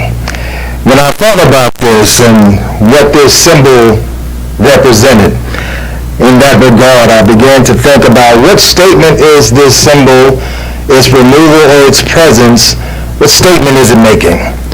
Does it offer strength to our city? Does it offer offense to an important segment of our community? Does it stay in line with the direction of our intent as a community? As we are doing things even now, hiring a diversity and equity and inclusion director for our Parks and Rec, is it in line with the vision of our city? When I think about this kind of monument, when I look at my city, I want to see a landscape that celebrates diversity and not exclusion, that promotes this kind of inclusivity, that promotes having a space that is free from fear. I don't know about you, but all of my life, when I came to Jefferson City, I was on Capitol Street, and we've had flyers put on our cars that identified African Americans that were living and residing in that area. We heard about camps that were training grounds around the city. We heard about white trucks that were driving around and beating up young black students. That was my introduction to the area in 1993. After 27 years, I've seen these types of things show up. And so because they send a message and they have such a symbolic representation of a community that had hatred, that had division, that had power dynamics, that had systemic oppression as its motive, causes me to be a little bit nervous. When I see those flags, I think twice. When I see those symbols that represents to some people heritage, I think twice. When I thought about tonight, I wondered, what would I say to my son about this legacy? How would they digest this educational information without feeling still some kind of way? How would they embrace this as a part of their own identity when they claim to be from Jefferson City? And I realized that it will inflict a little bit of hurt to their own sense of self as well. Do they get to hooray and parade this part of their city? Do they get to go and stand shoulder to shoulder and celebrate what this city is to them as they grow up as young men in community? Or do they really feel a little tinge when they talk about their city and the idea of this identity being tied to them and its controversial space? I think we have a powerful moment tonight. I really do. I think the moment that we have here is a moment that says that we want intentional action about the message that we are shaping in the culture, that we have an intentional decision to make about what kind of environment we're creating for the 150 years down the road. I haven't seen many American Indian monuments. They're gone. I haven't seen many of those that have been prescribed. What I'm saying is that society's changed, and the landscape reflects the ideals of the people that are there, while giving homage as much as possible to its history, but also intentionally deciding how that landscape is going to tell the story. And so I invoke you, I hope and challenge you to tell a story that really makes us all proud, that gives us a space to make love and unity our mantra, to be strong and still resilient to oppression, to be strong and still adamant about who we want to become and what type of people we want to invite and celebrate as a part of our heritage and a part of our legacy. Thank you guys so much for your time tonight. Thank you. Any questions? Thank you. Ms. Doris Schmutzler?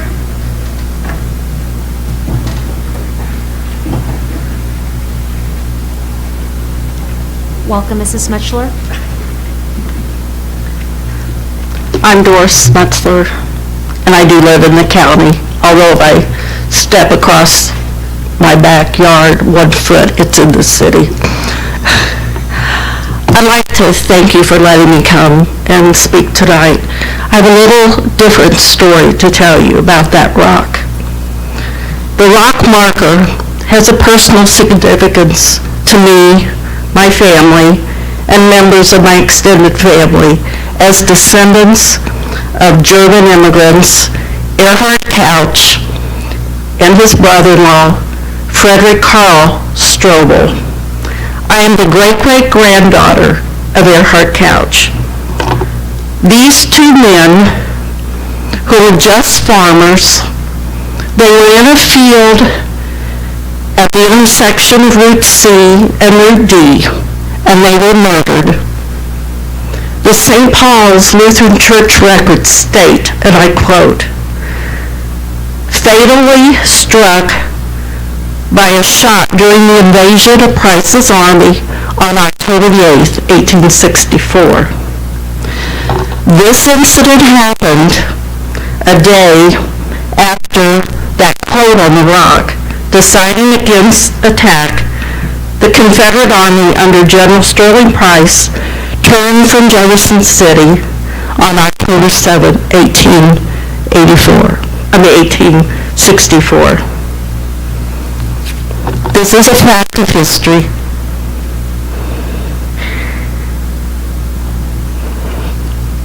But the lives of both of those families were changed forever.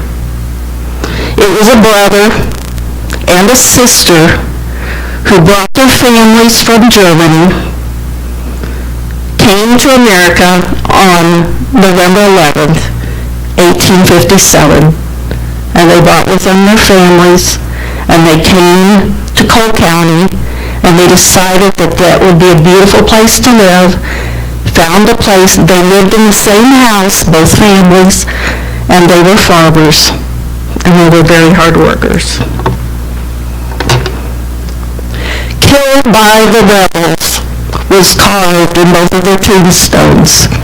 If you go out to St. Paul's Lutheran Church Cemetery, you can see Grandpa Couch's tombstone, right through the middle of it, killed by the rebels. Mr. Couch has a new tombstone because after his wife died, they put up a marker with both of them. The Missouri State Times newspaper on October 15, 1864, describes the incident. If you look at that newspaper article, it's several pages long. It talks about Price's raid.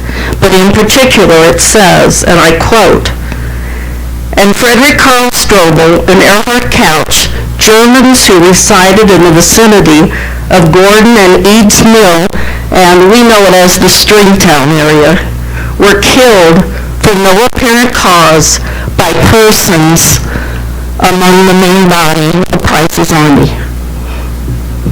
The historical marker reminds me, my family, and as well, there are many, many families that lived in this area that have a story similar to mine. Each a little bit different, but if you go out and you look at the families who've been here for generations, there is a Civil War, Price's Raid story that they can tell you. Some of them also include death, like mine. But it reminds us of the events of the day. It reminds us how two families' lives were changed forever. And I believe that that marker, and I am so happy that Edith has volunteered to move it to her house. And when she presented that at one of the previous meetings, I asked her, can we come and look at it? I don't care if the bronze marker is changed to be more accurate, but all I care about is that I have an opportunity to look at it, and it reminds me that there were families, hundreds and hundreds of families in this area whose lives were changed because of the incident that happened on October the 7th or October the 8th. And I would love to see it moved to Camp Lily. Thank you.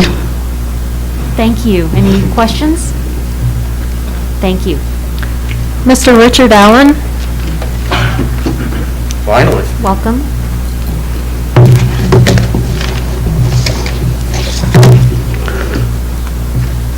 I fog up my glasses with the mask. I'm more than 6 feet away from anybody. I'm socially distancing. I have a photo of the plaque. The words did not show up very well, so I highlighted them with a pen. All it says on this plaque that's on the rock is, as somebody else said, deciding against attack, the Confederate Army under General, and General is abbreviated, Gen. Sterling Price, turned from Jefferson City, October 7th, 1864. That's all it says. And I want to say this rock is not a Confederate monument. It is simply a historical marker. There is no statue of Price, and it does not state the praises of Price or the Confederacy. Facts matter. The people behind the letter and a lot of people that want the removal, they're probably offended by the organization who dedicated the marker. And their bias causes them to read more into the inscription than what it states. I read simply what it states. It's just a fact. It's just factual. The marker, and I could go into the letter that was sent from the Human Relations Commission, it has inaccuracies in it. It reads more into what the inscription says. There's nothing in there about how Price was sparing the fair city out of benevolence or honor. It says nothing about that. We read what it says. But some people want to read more into it than what's in it. I, too, am a student of history. On the 150th anniversary of the Civil War, which was between 2010 and 2015, every day I read something about what happened in Missouri on that date for 5 years. And when I got to the part about in 1864, which would have been in 2014, on that date in October, I read with interest what happened when Price's army approached Jefferson City, and I want to tell that story. The marker is accurate, but it is not a complete history of the event.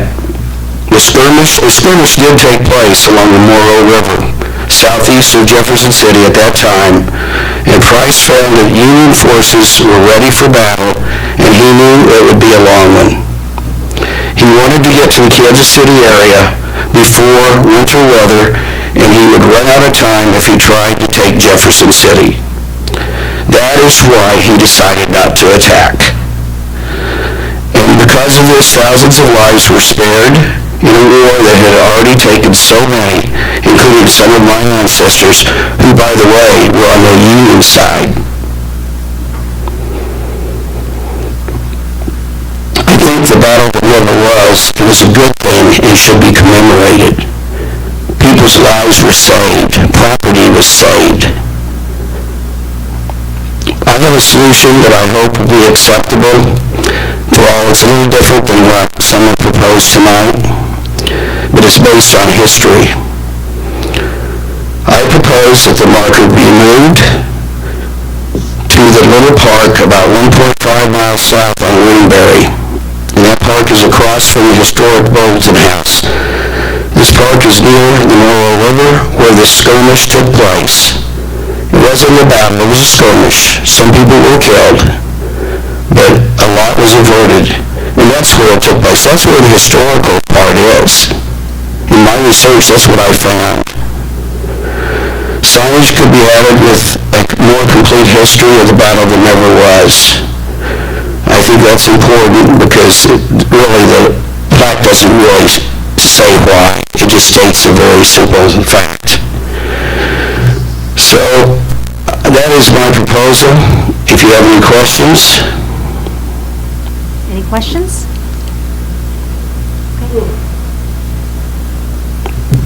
Thank you very much. All right. Thank you. Ms. Karen Lydens, thank you. Welcome. Thank you. We'll take this off too. Thank you everyone for being here. Thank you, honored council and everyone else. And just a reminder that things aren't always as they appear. Here's a little more about Sterling Price, as we've heard from some others. Who was Sterling Price and what did he contribute to Missouri? He was governor of Missouri from 1853 to 1857. In 1961, he was president of the Missouri State Convention, leading the vote that decided overwhelmingly against Missouri's secession, along with the other Southern Confederate States of America. He sought peace and signed an agreement with Federal Commander William Harney, pledging neutrality on both sides of Unionists and Confederates. Unfortunately, this agreement was dissolved by Unionists, and Price was forced to defend Jefferson City with troops against the Unionists, which led to the Civil War. But because of his leadership, Missouri didn't secede from the nation. He was a Confederate general, but he didn't want to fight.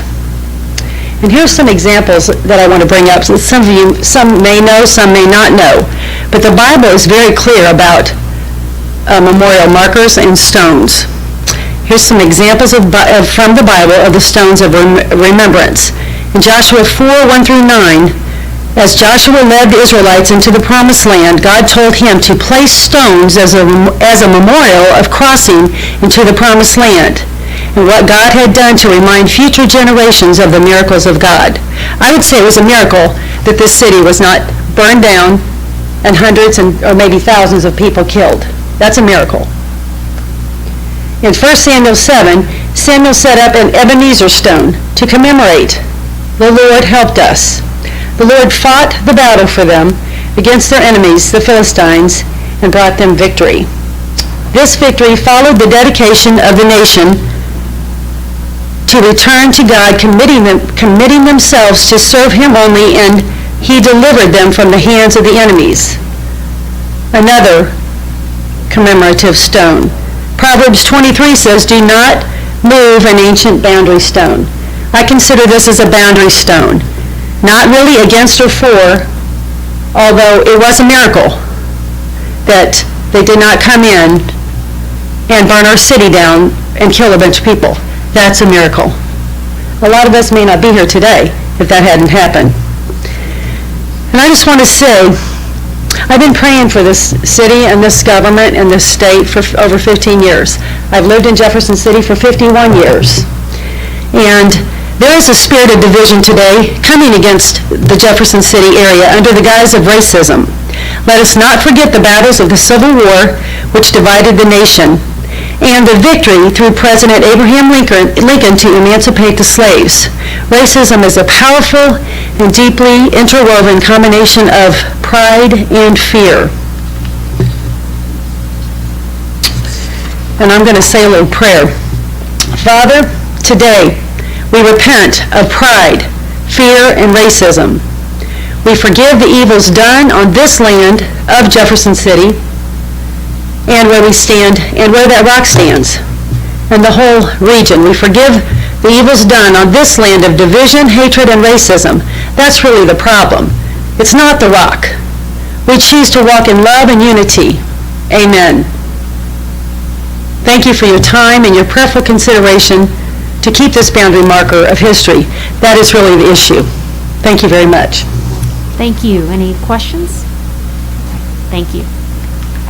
Ms. Jenny Smith? I think I saw her. Mr. Brian Kaler? Welcome.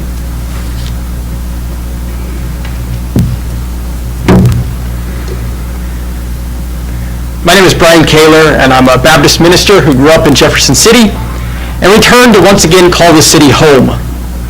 And I want to thank you for considering this important issue. Others have addressed the historical inaccuracies with our monument to a Confederate traitor and enslaver, so I will do something different. Because monuments are not about history, but honor. That is why you will not find memorials to Adolf Hitler across Germany, but we all still learn about his evils. Likewise, we do not need a monument honoring a traitor and enslaver to learn about the evils of the Confederacy or its lost cause of enslaving black people. So removing this marker will not be rewriting or erasing history. It will be removing an honor to a traitor and enslaver.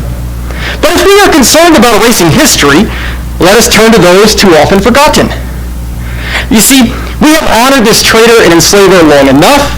For nearly 90 years, we have had a monument to him, and unfortunately, it will stay there for at least a bit longer.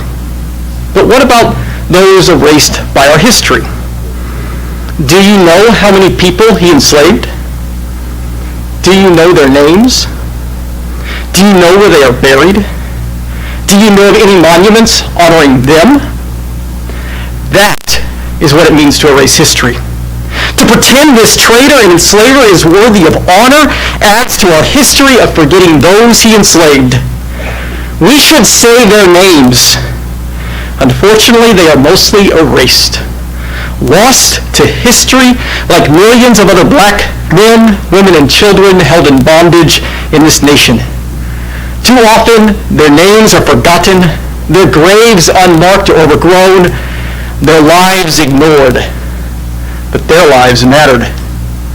So I checked the U.S. Census data for a glimpse into how many people were held in bondage by the traitor and enslaver we honor. In 1840, 17 persons. In 1850, 19 persons.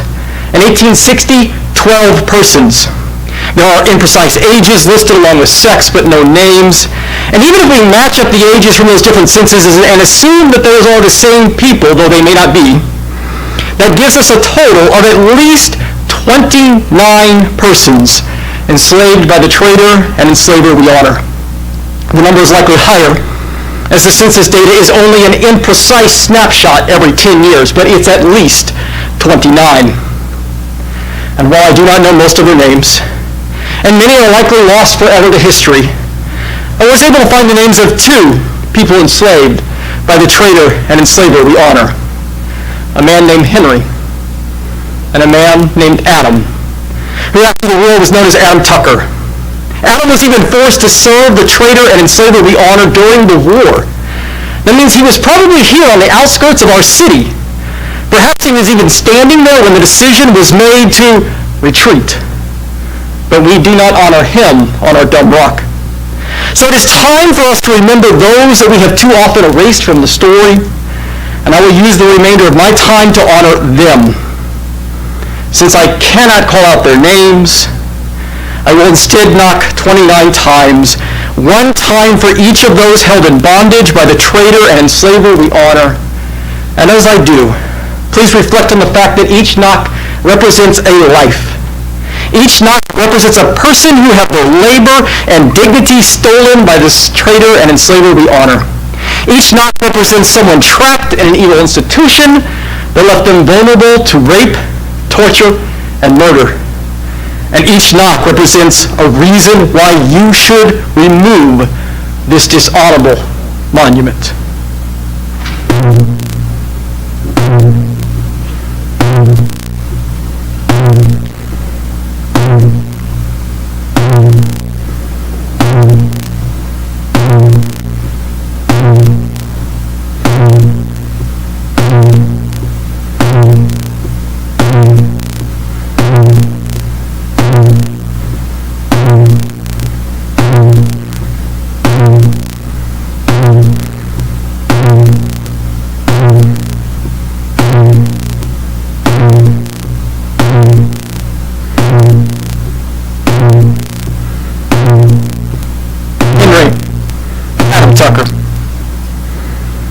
So take it down.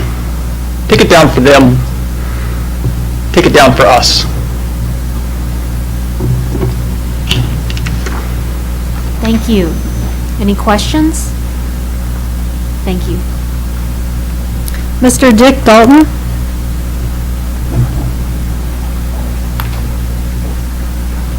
Welcome.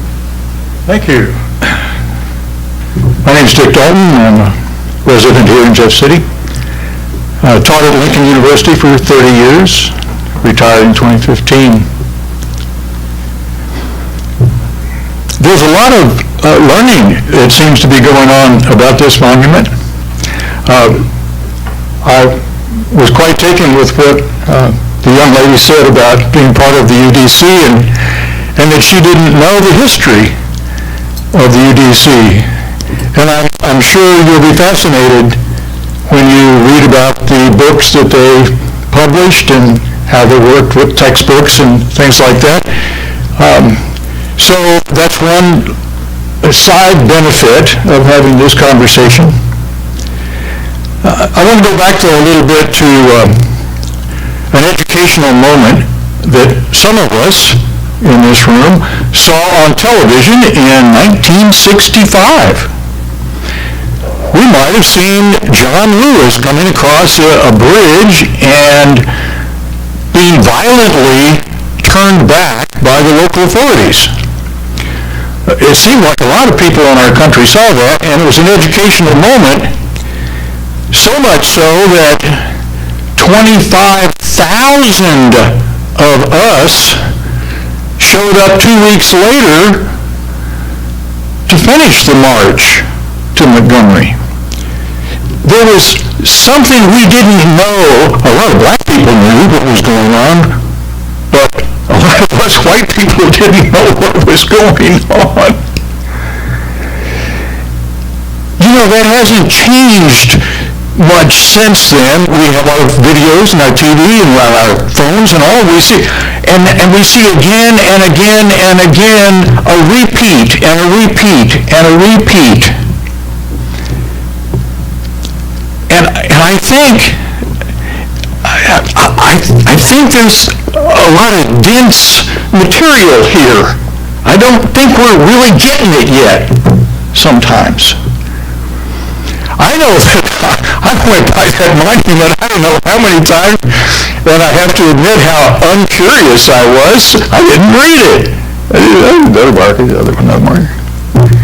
Until Patsy Johnson told me about this marker on Laurel Drive, and I went over and looked at it. I was surprised, did a little research, decided to make a poster. So I stood out in front of the marker for 2 weeks, about 30 minutes a day, 7 days a week, and it said, this Confederate monument will be removed. Now, why do so many people stop and say, well, do you want it removed? Or are you saying if you don't want it removed, then somebody's going to remove it? Because it wasn't clear, right? And a lot of people stopped and we had conversations. And yes, it was an educational moment. And I wrote some letters to the editor you might have read. I thought the best one was the one about the Trojan horse. I was standing at the monument one day when this idea came. Oh my goodness, it's a Trojan horse! The defeated enemy decides to give the victors a little present. Well, what happened? Yes, the United Daughters of the Confederacy provided the cost and all for having a monument put in our city. You know, another thing that we learned, our city must have been pretty remiss to not have their own markers already put up around town about the Civil War.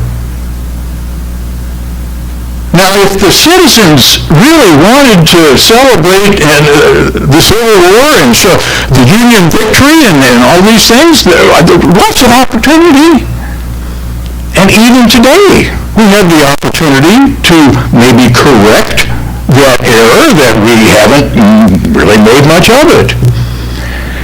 So I'm in favor of removing the monument, and by the way, if the city owns it, then the city can do what it wants to regardless of what a state lawyer might have to say, right? It would just be the city's property, and if you want to take the plaque and put it over here and the stone over there and the concrete base over here, belongs to you, right? So, thank you for your time. Thank you. Any questions? All right, thank you. Could I ask a question about, do we need to come to each of those commission meetings to do the same thing again?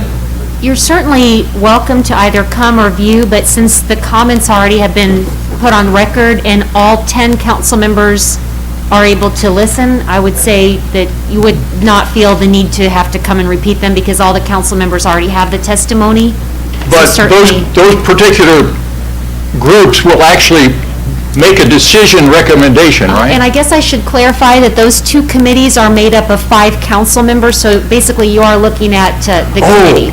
Thank you. So Didn't know 5 council members, 1 from each ward are on administration and 5 are on public works. So really, it is basically the 5 council members and the other 5. So I would always say that the meetings are open and public and anyone is welcome to come, but you would also basically be repeating to the same council members. Great for clarification. And I'm glad you mentioned that because I had that assumption and realize now that not everybody would know that, so thank you for asking the question. Thank you. Ms. Patsy Johnson?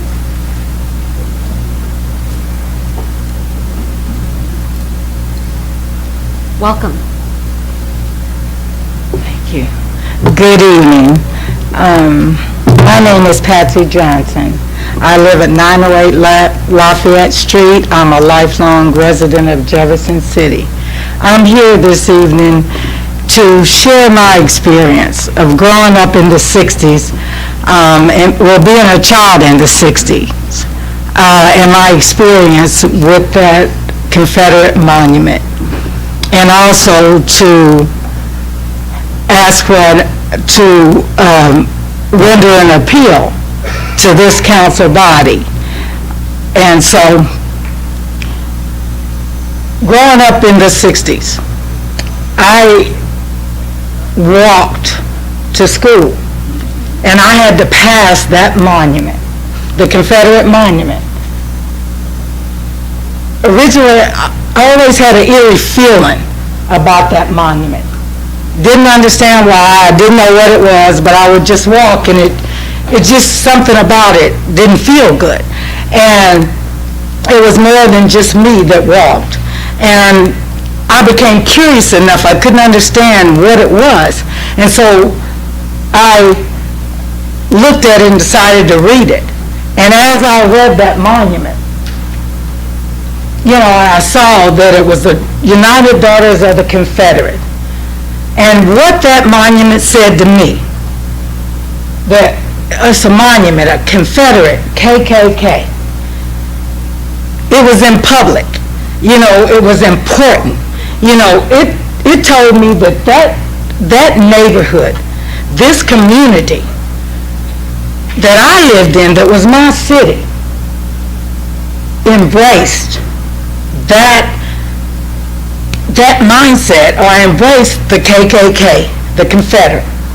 It was hurtful. It was hurtful as a young girl to have to experience that.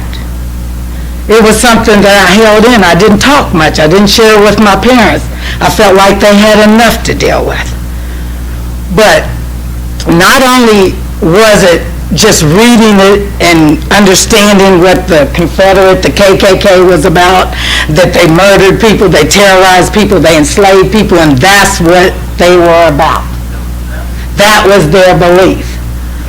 Not only was it that, it was also the neighborhood area that wasn't so welcoming. Experiences that I experienced growing up in Jefferson City. So it kind of came together. And when it came together like that, like I said, it was a horrible experience. Not only an experience that I experienced, I know that there are other young people like me that experienced the same thing. They probably didn't say anything. Some of my siblings, we discussed it some, and we let it go because it was hurtful. It's something that we didn't just carry on and discuss all the time. That experience is an experience that I experienced and so many other people around the country experienced. So I'm here today to say that I'm on the Human Relations Commission. I work hard in different areas to try for human rights, and to try to provide a welcoming community. I don't believe that's what we want to reflect. That monument is important when it sits on public property and is out in public. That's something that we should not want to embrace. And I ask you all, each one of you commissioners, when you get the opportunity to voice your opinion and cast your vote, vote for a welcoming community, because that is not welcoming. It brings fear, terror. It says we embrace slavery and everything else. It doesn't embrace a welcoming community. And be it then or be it now, it says the same thing. There are still young people walking that walk, and they have to look at it and they have to see it. And if you study the history, you know what it's all about. Regardless of what is said, being a black person living in America, it sends a message. And it's not a good one. And I want better for my city. And I hope you all will vote to have it removed and send a better message for this time we live in today. Thank you. Any questions? Thank you. Okay. Thank you. Mr. Darrell Maples?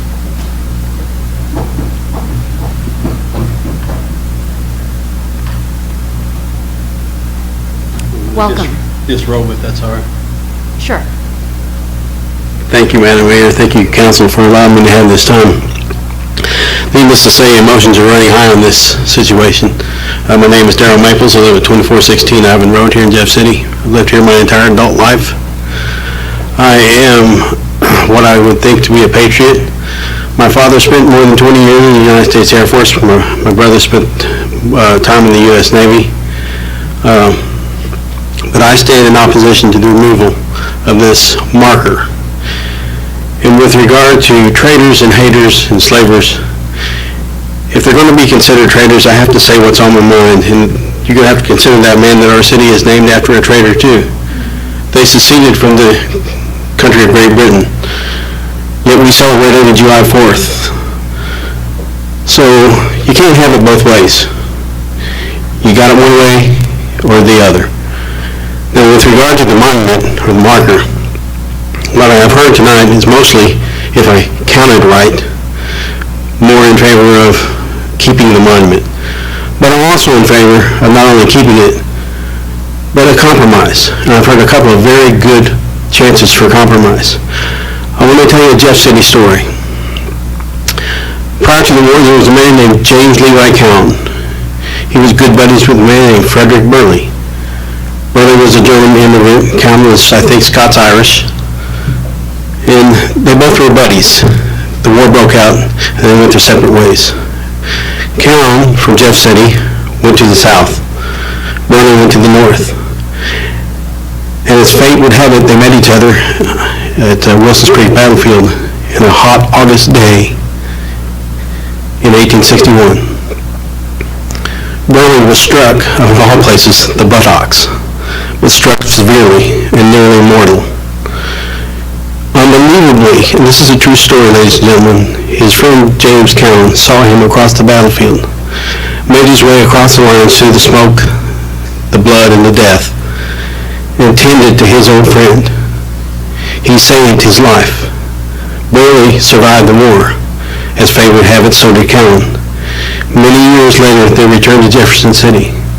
They got here and they, as old men, reacquainted themselves. And as old men do, they were seen sitting many times at the county courthouse lawn, swapping war stories, probably telling lies and watching pretty girls go by. It's kind of what those old guys do. I turned 60 this year, so I can say I joined that crowd. But they loved each other. They saw the world differently. They saw that there was a difference in how they viewed the world, right, wrong, or indifferent, good, bad, and ugly. They still cared about each other. So much so that they solidified and concreted their relationship till the day they died. Mr. Burley is buried in Old City Cemetery. James Cowan is buried at Riverview. I've marked both of those graves personally with markers that came from the U.S. government, because the U.S. government sees both sides as U.S. soldiers, passed in the year of 1957, maybe 58. My point is this: compromise is attainable. That's what government does, and that's what we people do. You got a chance. Every one of you have a chance to compromise. And I will tell you that regardless of the emotions that are here tonight, and I will tell you that I personally take credit, if you will, for having some bad emotions recently. And Miss Laura, I owe you an apology. You're my friend, and you always will be. Because these things are serious. Don't erase history. I don't care what anybody says. You throw that in the bottom of the river, you're erasing history. Don't do that. We learn from history. We learn from our mistakes.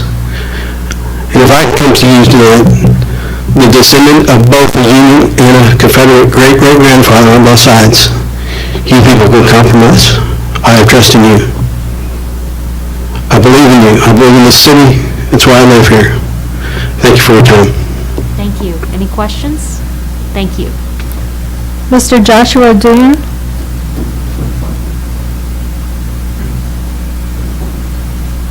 Welcome. It's Joshua Dunn, but it's okay. First of all, I want to say how honored and humbled I am to come and speak in front of people that I consider friends, people that I've just met, former state lawmakers and community leaders such as Rod Chappell and Patsy Johnson and Richard Dalton. There is a misconception about this marker. We keep talking about erasing history, but it's not. The history on that marker is wrong. If we want to honor someone, honor the brilliant Union tactician who set those fires to make him think the forces were stronger. If we want to honor someone, honor the free slaves, the German immigrants who kept this city safe. And you cannot say that it's an honor to that. It's not a glorification, because you're name-dropping a Confederate general. And the argument that it's sort of like the Holocaust Museum only works if we put plaques on there honoring Hitler, Eichmann, and Mengele for not killing all Jewish people. I'm 34 years old. I have not experienced half of what you have experienced. And as of right now, I can't even begin to understand what it's like to cross a monument glorifying someone who wanted to keep people that look like me in bondage. And it's amazing to me that Sterling Price freed your grandfather. That's a great story, but he fought to keep other people as chains. This is not a historical thing. This is a racist marker, glorifying a Confederate general and attempt to change the history and lessen the blow of why we fought the Civil War. We fought the Civil War because half of the nation wanted to keep people in bondage because of the color of their skin, and nothing else. It is past time. It is past time that we stop pretending that the Civil War was not fought by racists and bigots. It is past time that we stop calling them great men and praising their gentlemanness. It is past time that we stop doing double standards and what about propagandism about Thomas Jefferson and George Washington. It is past time that we remove racist markers out of our city and let everyone know that when it comes to Jeff City, that we value human life over the color of skin of certain individuals. I'm sorry if your family fought in the Confederacy and you want to remember them. I respect your wish to do that. However, to continue to have a marker in our city that tells a large group of a population that their history is less important than anecdotal stories about two people on either side who became friends is disgusting. And it's time that we as a city, you as a city council, stop these disgusting tactics. Stop glorifying people that betrayed our nation and succeeded from our nation.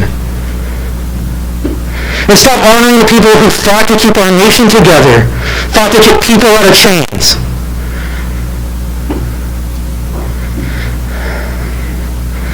This is an emotional topic. And I am so upset that you continue to push this down the road into committee after committee after committee. Mayor Turgeon said that all five, the two committees, the five where you stand sit on those committees. Why must you discuss this further? Why can you not discuss it now? And it's because you don't want to make those tough decisions. You don't want to alienate people in your voting and your ward. But it's time you take a stand and say that racism is the wrong place in our fair city.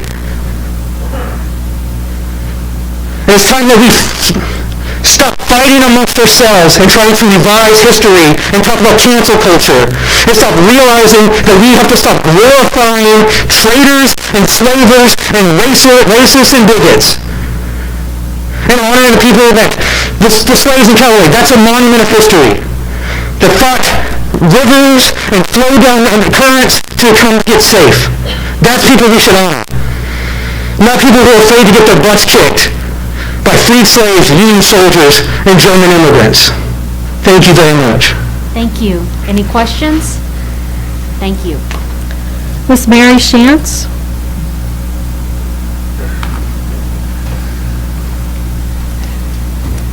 Welcome. Thank you. My name is Mary Shantz, and I'm the chair of the Historic Preservation Commission, and I live here in Jefferson City. The Historic Preservation Commission considered the issue of removal of the monument at two meetings, at the regular meeting in July and at a special meeting held in August. Between the July and August meetings, information became available to us that was of such importance that the Commission decided to hold a special meeting to hear from citizens presenting this new information. At the August meeting, the Commission voted unanimously to have the monument removed, reversing the decision we had made in July. The testimony given at the July meeting was not all inaccurate, but it only told part of the story. Additionally, the marker itself incorrectly gives the impression that the citizens of Jefferson City support the partial truth and incorrect story the marker portrays. The UDC and their true intent was not fully outlined at the first meeting. The information provided to us after the July meeting and presented at the meeting in August gave a fuller understanding of the UDC's motives to keep the lost cause alive and to glorify the Southern cause and the brave men who fought for the South. This was part of the UDC's strategy to educate the youths of our country about the glory of the Southern cause. The commissioners worked hard. They read and digested much information. The Historic Preservation is tasked with many responsibilities and goals, among which are to foster pride in the beauty and noble accomplishments of the past, to promote the use of historical landmarks and historic districts for education, enjoyment, and welfare of the city, to determine whether a building, structure, site, object, or district has historic culture, aesthetic, or architectural significance. Upon reflection about this monument and in consideration of the information and research presented to us and our responsibility to the city, we made our decision. However, we do agree that history cannot be erased. Jefferson City has a proud history and role in the Civil War, and that history should be a part of our community. We recommended that the monument be replaced with something that tells the whole story, something that tells a story that everyone in Jefferson City can be proud of. Thank you. Thank you. Any questions? And I also appreciate the work of the Historic Preservation Commission. I know that you have, like you said, you've heard this at two meetings, and every commissioner has worked hard on this information, and we do appreciate the volunteers on our commission and for considering this. So I want to thank you for that as well. Thank you. I appreciate those comments, and I know every one of the commissioners will. It was very, as all of you probably know, it was very difficult and took a lot of time and research and effort on our part. So thank you for the recognition. We appreciate it. Thank you. I had a question. We typically don't have questions in between, so what we may do is afterwards, if you wanted to reflect your question, to city staff, and we'll get that. I did it before she got away. Oh, for the Historic Preservation Commission? Okay, you're welcome to go back there and ask her if you'd like, or however you want to handle that. All right, Mrs. Donaldson? There's no more names signed up on the list. Okay, do we have anyone on the line that is on the phone this evening to speak to this item? Is there anyone on the phone that would like to speak on the item? No? Okay. So typically, we would have taken up this resolution at this time. Hello? Oh, is there someone on there? Is there someone here who'd like to speak?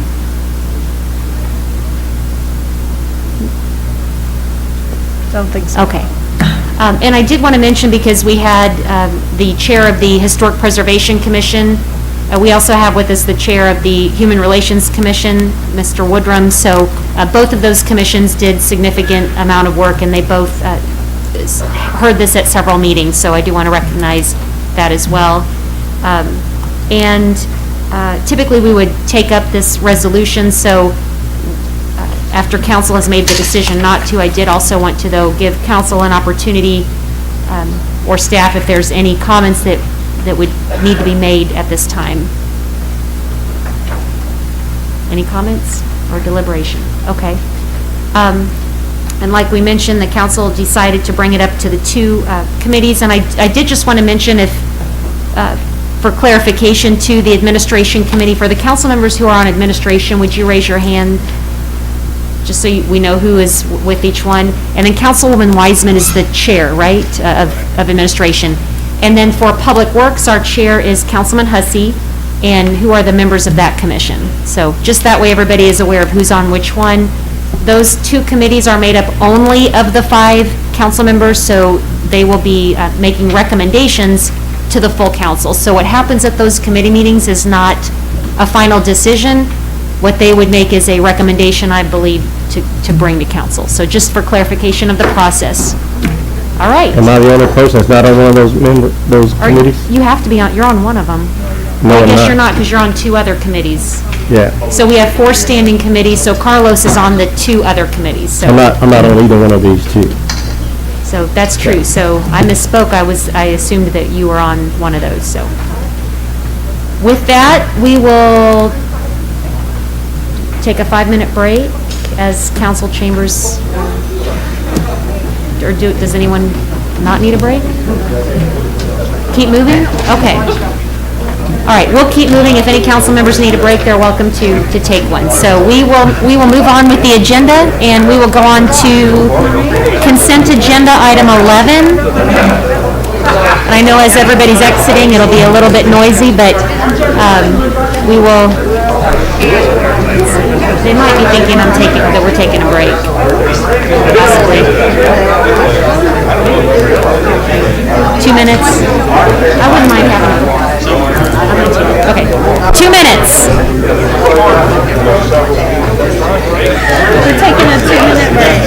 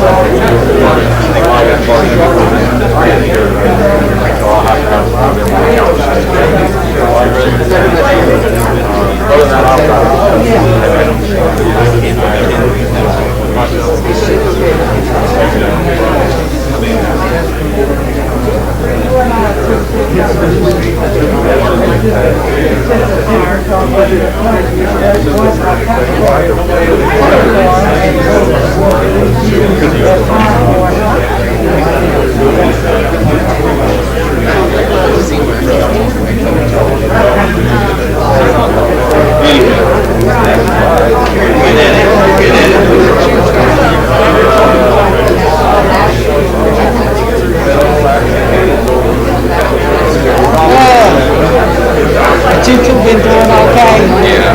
Y'all been having some fun.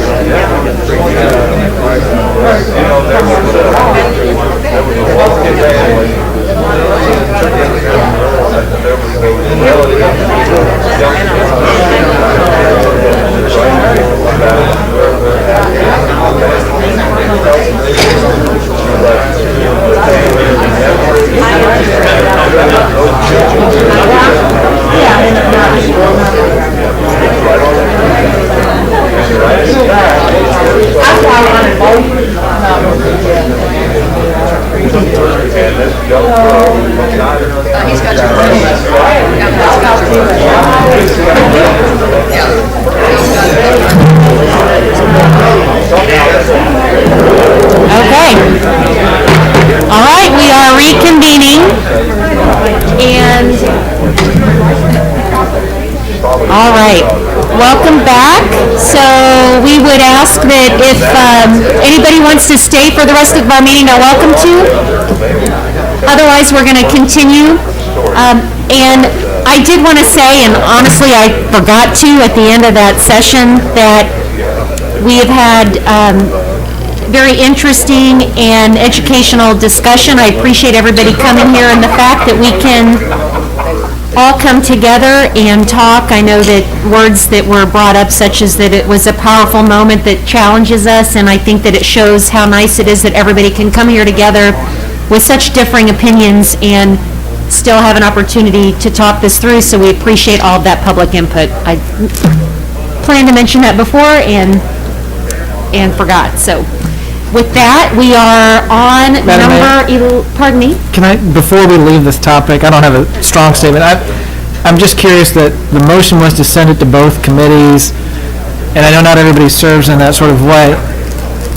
And I don't know, I don't want to go against the wishes of the motion, but I feel like the desire of the motion was to create more of a process for deliberation and discussion and not quickly move through. I do wonder if, instead of a committee hearing, if a council work session on the topic could be an appropriate path forward, in the sense that that would be inclusive of all 10 members. Sometimes council work sessions are done for council deliberation and kind of open conversation with staff reports, not to exclude public comment at that point in time. But I don't know, like, for those that, Councilman Fitzwater made the motion and those that voted in favor, like, is the desire for a traditional committee process, or is it for the council to take time a little further to discuss and collectively come up with ideas, or at least how to move forward? So I'm just trying to think of, right now we're slated to have back-to-back committee hearings on this topic with two committees that may not know what the charge is and how to move forward, and those dates are coming up fairly quickly. Councilman Fitzwater, we want to respond, or if he had a would be amenable to that or not. Yeah, I mean, my comments were based on what had been said at other events. I mean, I tried to go back and, again, in the rush, trying to find out what the appropriate process is. My main point was to enable council to have an opportunity to discuss this outside of an energized environment like tonight. Now, people, if everybody comes that were here tonight, that's fine. I mean, it's an open meeting. The recommendations were those two committees. My recommendation, based on the comments, but if our city attorney can help us untangle that to create a process that enables everybody to participate, I'm not opposed to that. My goal was to get council, for us to be able to comment as these comments are coming outside of tonight, because, I mean, that's a pretty short time frame for a very tough issue like this. So, I mean, I would defer to our city attorney. I don't know how we do that motion-wise. I would add, I'm only one of the, 6 or 7, so, that's my feelings. The other people that want to support, I guess, would have to. And I appreciate that. I mean, when we started to figure out who's on these committees, you realize Councilmember Graham doesn't serve on either, and sometimes committee agendas are often full with other, I mean, I think of Public Works meetings, a lot of times we can have a 2.5 to 3 hour meeting without anything controversial, just by nature of the body of work and the content that we're working with. And so I just wondered if a work session, which we haven't really done as much as a council in the last few years as we used to, but when I first got on the council, we'd have one a month.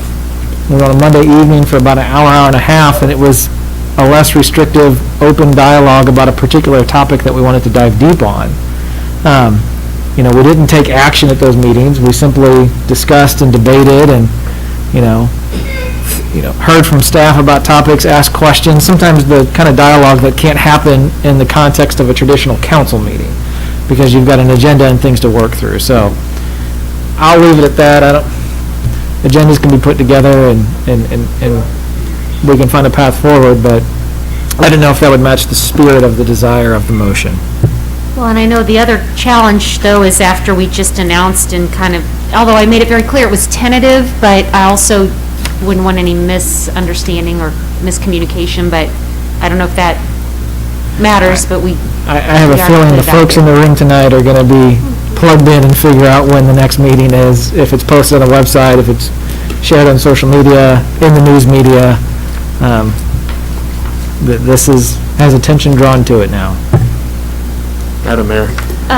Councilman Hensley? Thank you. I'll just say, until Councilmember Fitzwater recited those 4 procedural assurances that were apparently made or at least hinted at during these other meetings, I had never heard of any one of them.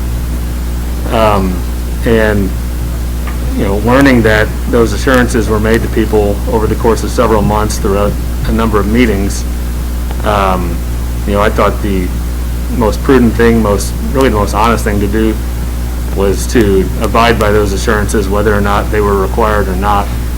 And I think that at the root of it, what people were led to expect anyway was some sort of intermediate council step. It was called potentially a committee meeting, potentially not. I think they're at the very least expecting an intermediate step where it's considered, maybe additional public comment is expected. That's just sort of how I interpreted all of those different assurances together. I don't personally have a preference over 2 back-to-back committee meetings or a work session of the whole council before we consider it again in one of these meetings. But I thought I'd share my take on some of what we learned tonight, and then the steps potentially going forward. Thank you. Councilman Vogt? I just wanted to explain my vote too, and I agree with John, and that's pretty much why I voted the way I did. I didn't want to deny anybody the process or let anybody think that we were pushing something through. It may or may not change my mind on how I was going to vote tonight anyway. But I hated to say no to a process of going through a committee if that's what was alluded to at the commissions. So just want to make that clear. Any other questions, comments, Councilman? I'd say I'm the same way. I was not aware of the, promises, or I don't know if they're promises, but, just kind of the assurance that there was going to be a committee to hear this until he brought it up. So I just felt like it was fair to have that in place before we moved on, whether that's the admin, whether that's Public Works, whether that's a, work session. I think the people that were here understand that there's going to be another step process before it finally comes to us, before we make a final decision, and so I just wanted to honor that, so. Councilman Graham? Yeah, I want to echo the same words, even though I knew when we said the two committees, I was not a part of either one of those two committees, but certainly wanted to see the process in which a couple of weeks ago, Councilman Fitzwater and I had a conversation about this, and about this going to a committee, and people thought it was going to go to one of the standing committees. So that was the mind frame I was thinking as well, too. So I just hope and pray that when it does go to one committee, I hope it doesn't have to go to both committees, but it comes out of that committee to the full council for a vote. I just pray and hope that it does not stall in one of the committees, which I'm sure it won't, but I'm just hoping and praying that it comes back to this body and we take a full vote. And like someone said earlier, we just kicking the can down the road, whether it be to remove it or whether it be to keep it. But whichever way it goes, I hope that the different two committees understand that I would like for it to see it come back to this full body, even though I'm not on one of the standing two committees. I do want to see it come before this full body for a vote. Thank you. Thank you. Any further? Yes, Councilman Lester? It just would seem to me it would make more sense for us to do it as a work session. Everybody should be involved. You split it up between the two. I just, if there's a way to do it all together, I think that would be better and would make sure it comes back to us for a vote, with all us having been part of all the discussion. If there's a way to do that.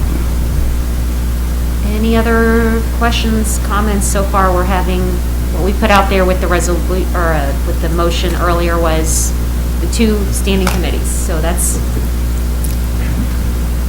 and this is all good discussion. I would have probably liked to have it before we took the break, and but I understand that it's coming up now. But what would y'all like to do? Councilman Fitzwater? Well, I think based on all the comments around the table, maybe if we just proceed as the motion indicates, that I know meetings that I go to, Chairman Hensley, even though I'm not on the Finance Committee, gives me the ability to say something I can't vote. And when I go to Councilman Graham's Public Safety, you have the ability, and he always asks if other council members, so even though some of us may not vote on other committees, we can certainly attend either administration or public works, and maybe for the honor of what we committed to the public, we just hold firm with the understanding that any council member that wants to attend those meetings, and last thing I want to do is add to people's calendar, because I know they get tied up, that at least enables us to do what we voted to do. And I assume, I feel very comfortable the Chair of Public Works would recognize other council members, and Chair of Administration, Councilwoman Wiseman, I'm sure would do the same in administration if a council member wanted to make a comment. So, I guess that would be my recommendation, taking into account all we've talked about. Councilman Hensley? And I'll just ask a question, I guess, on a point of order, and hopefully we can just have a consensus here. The fact that this was referred to two different committees, I wouldn't expect that that would require that both committees would necessarily have to vote it out to the full council. If one of the two committees voted to pass it on to the full council for consideration, it would still be passed on by one of the committees for full council consideration. I'm not necessarily expecting that either of those committees would see it stall or see it fail, but I would just hope that the expectation is not necessarily that we would see this, that we would have to see this voted out of both committees, but that either one or both would be fine. I agree. Okay, it seems we have a consensus on that. Thank you. So with that, any further comments? And I have to say, it's all good discussion and good brainstorming and good, I think it's good to look at all the options and figure out what really is the best. And so, anything further? All right, item 11, consent agenda. Is there a motion to approve? So moved. Second. Any further discussion? All in favor say aye. Aye. Aye. Opposed? Motion passes. Item 12, we have no bills introduced. Look at that. What? So we'll have a quick meeting. All right, item 13. Sorry. Bills pending 2020-24. An ordinance of the City of Jefferson, Missouri authorizing the mayor and city clerk to execute an agreement with GWH Landscape Contracting LLC in the amount of $54,548.67 for the Fire Station Number 5 Pavement Replacement Project Phase 1. Chief Schofield. Thank you, Madam Mayor. This would allow for replacement of the concrete pavement coming from Fairgrounds Road all the way up to the bay doors at Fire Station 5 to include the approach from the roadway and a short section of the Greenway Trail. This concrete has been deteriorating over the years. We've tried to patch it multiple times, and it's time to replace it. This would be phase 1 of a two-part program that we would seek to additionally work on next year or subsequent years. And the funding for this project would come out of Fire Department Building and Grounds line item. Happy to answer any questions. Thank you. Any questions or council discussion? Roll call, please. Hussey. Aye. Kemna. Aye. Lester. Aye. Schreiber. Aye. Vogt. Aye. Ward. Aye. Wiseman. Fitzwater. Aye. Graham. Aye. Hensley. Aye. Bill passes 2020-26. An ordinance amending Section 3-3 Alcohol, Drug, and Controlled Substance Abuse Policy, subsection M, Employee Assistance, subsection U, Testing Locations, and subsection V, who to contact of the City of Jefferson Personnel Policy Manual. Mrs. Stroh? Thank you. So we recently changed providers for both our EAP program and for our drug and alcohol testing, and both of those locations are listed in our personnel policy manual, and so this just cleans up the language in the personnel policy manual to list the correct locations. I'd be happy to answer any questions you might have. Thank you. Any questions? Deliberation? Roll call, please. Kemna. Aye. Lester. Schreiber. Aye. Vogt. Aye. Ward. Wiseman. Fitzwater. Aye. Graham. Aye. Hensley. Aye. Hussey. Aye. Bill passes 2020-27. An ordinance of the City of Jefferson, Missouri amending Chapter 19 Motor Vehicles and Traffic, Schedule J, parking prohibited by the addition of 30 feet on Alpine Court. Mr. Marash? Thank you. As the clerk indicated, addition of a little no parking zone on Alpine Court. It's a little cul-de-sac with about half a dozen apartment buildings on it or so. Each has their own parking lot. When somebody parks on this section of the street, it does create a little bit of a sight distance issue. Transportation Traffic reviewed it and recommended to the council. Thank you. Any questions? Deliberation? Roll call, please. Aye. Schreiber. Aye. Vogt. Aye. Ward. Aye. Wiseman. Fitzwater. Aye. Graham. Aye. Hensley. Aye. Hussey. Aye. Kemna. Aye. Bill passes 2020-29. An ordinance of the City of Jefferson, Missouri, amending Chapter 19, Motor Vehicles and Traffic by addition of stop signs at Diamond Ridge and on Maryland Drive. Mr. Marash? Thank you. Another Traffic and Transportation Commission item recommended to the council, but it's for stop signs at various locations. But there's Topaz Court, Amethyst Lane, Sardonyx Drive, entering Diamond Ridge would all get a stop sign. It's not unusual for some subdivision streets to not have a stop sign or any control. It's just kind of low volume, and so it just kind of helps with maintenance and saving on signage. But many times residents will come to the commission asking for those signs, and often are approved. And then the next area is Maryland Drive before entering cluster of streets, Meadow Lane, Forest Hill Avenue, and Forest Drive intersection. Same issue. Thank you. Any questions, deliberation? Roll call, please. Schreiber. Aye. Vogt. Aye. Ward. Aye. Wiseman. Fitzwater. Aye. Graham. Aye. Hensley. Aye. Hussey. Aye. Kimna. Aye. Lester. Aye. Did you hear? I had to change my ear things out, but yes, I can hear it now. So how did you vote on that one? Okay. Bill passes. 2020-30. Amending the 2019-2020 and the 2020-2021 budget by reclassifying the management assistant, full-time with benefits position to program manager, community equity inclusion manager, full-time position with benefits within the Department of Parks and Recreation. Mr. Greffrath. Thank you. This reclassification is being done as a means to enhance and improve the department by cultivating diversity, equity, and inclusion in community programs, special events, and even within our workforce. Are there any questions? Any questions? Councilman Fitzwater? Oh, go ahead. I know Director Spalding is here. Last meeting, I apologize that I didn't ask the question, but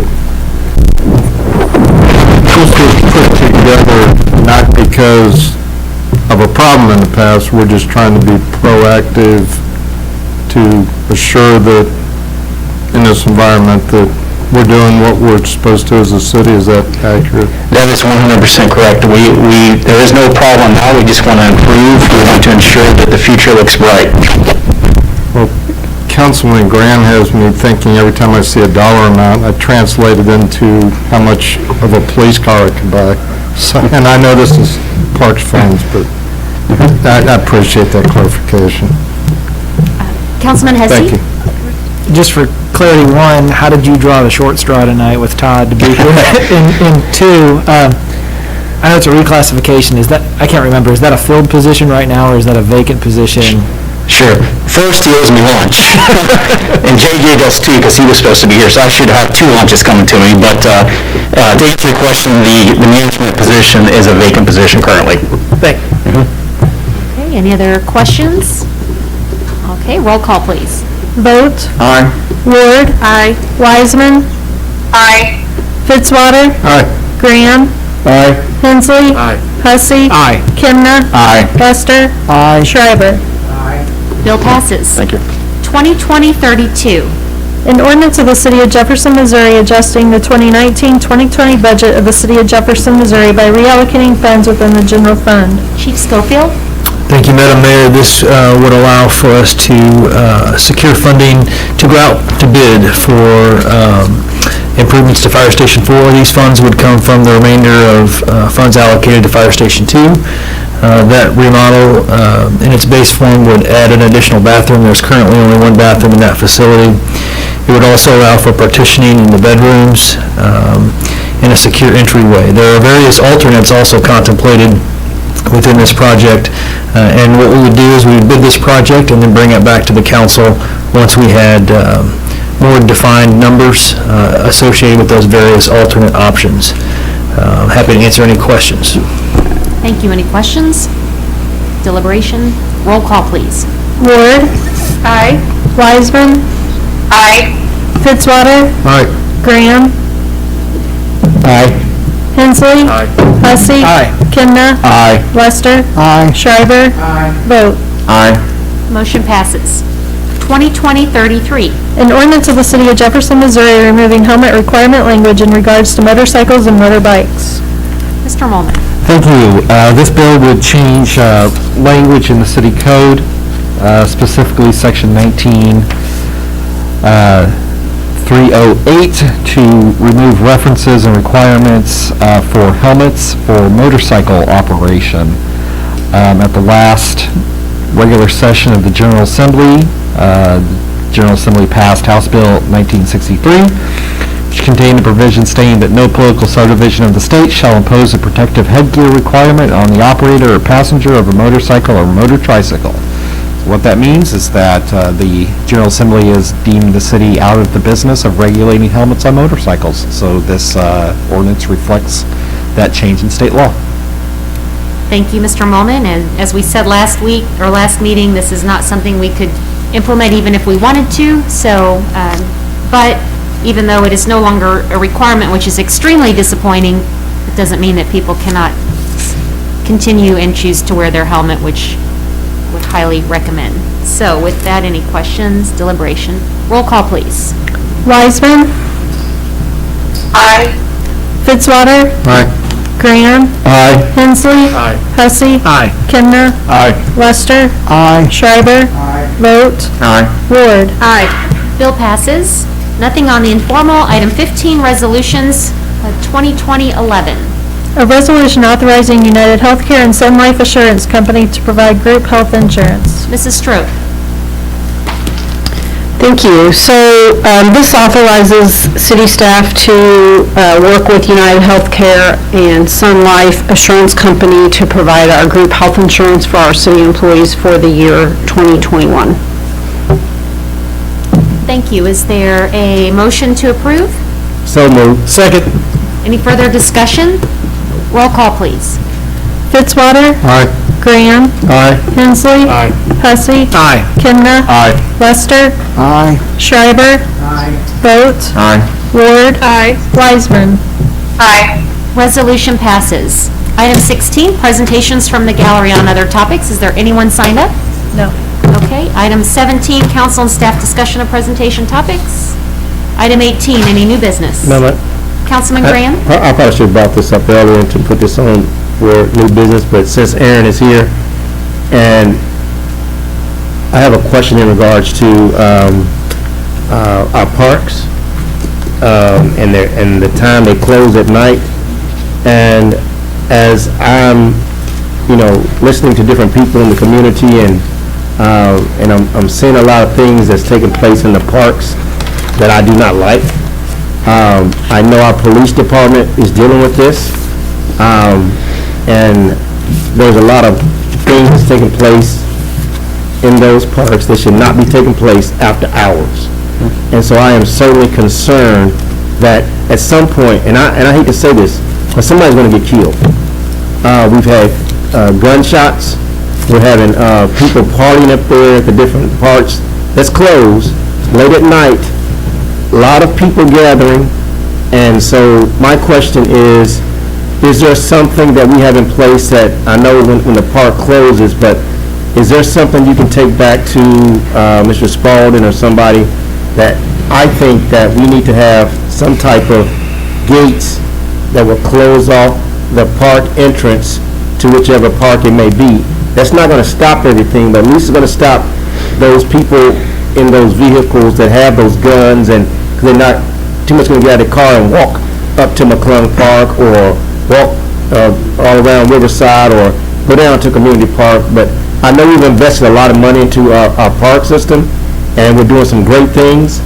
And I know that other cities, other communities are closed down, and what we're getting, I think, is some people from 30 miles north of us. They're coming down here because they're closed down. St. Louis is coming this way because they're closed down. And there's a lot of meeting and a lot of things taking place in our parks that's not Jefferson City-like. And I'm just hoping that the parks can really take a look at the way that they close the parks off at night, instead of just being closed. Invest in some type of gate or something that you could put down, that, cause we put a lot of money into our parks. And it's going to be destroyed or somebody's going to get killed, one of the two. We just seen it this past weekend and it continues to grow. So that is an issue, and I pray each and every night that we don't get a phone call and say that, something tragically has happened up at one of our parks that we know is closed.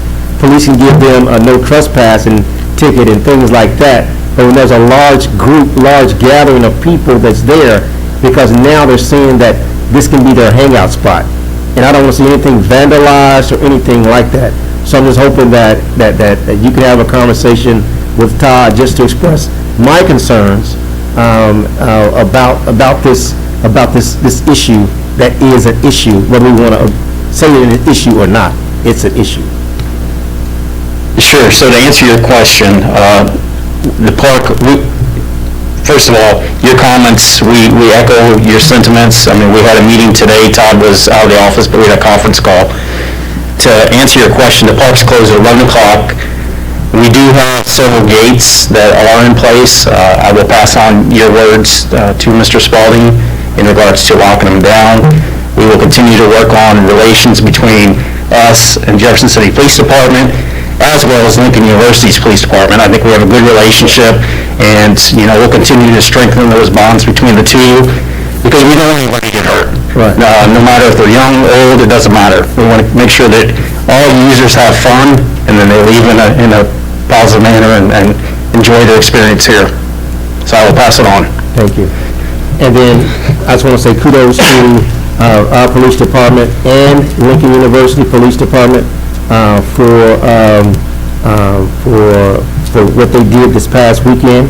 They got some people off the streets who had some AR-15s or whatever, AK-47s, whatever it was, those type guns, and persons arrested for actually shooting. Like I said, I just pray every night that no one is killed, and we want people to have fun. We want them to have it in a safe manner. And I just want to thank our police department, Jeff City Police Department, as well as Lincoln University Police Department, who is solving and helping to solve a lot of crimes here in Jefferson City as well. So thank you for taking that back to Mr. Spalding. No problem. Thank you. Thank you. Any further questions? Thank you, Mr. Greffrath. Item 19, is there a motion to approve the September 8th closed session minutes? So moved. Second. Any further discussion? Roll call, please. Graham, Aye. Hensley. Aye. Hussey. Aye. Kimna, Abstain, I wasn't here. Lester, Aye. Schreiber. Vote. Aye. Ward. Aye. Wiseman. Aye. Fitzwater. Aye. Motion passes. Item 20, any unfinished business? And 21, Councilwoman Wiseman. I move to adjourn. All right. There you go, All in Councilman favor? Wiseman. Say aye. Aye. Everybody have a great evening. Thank you.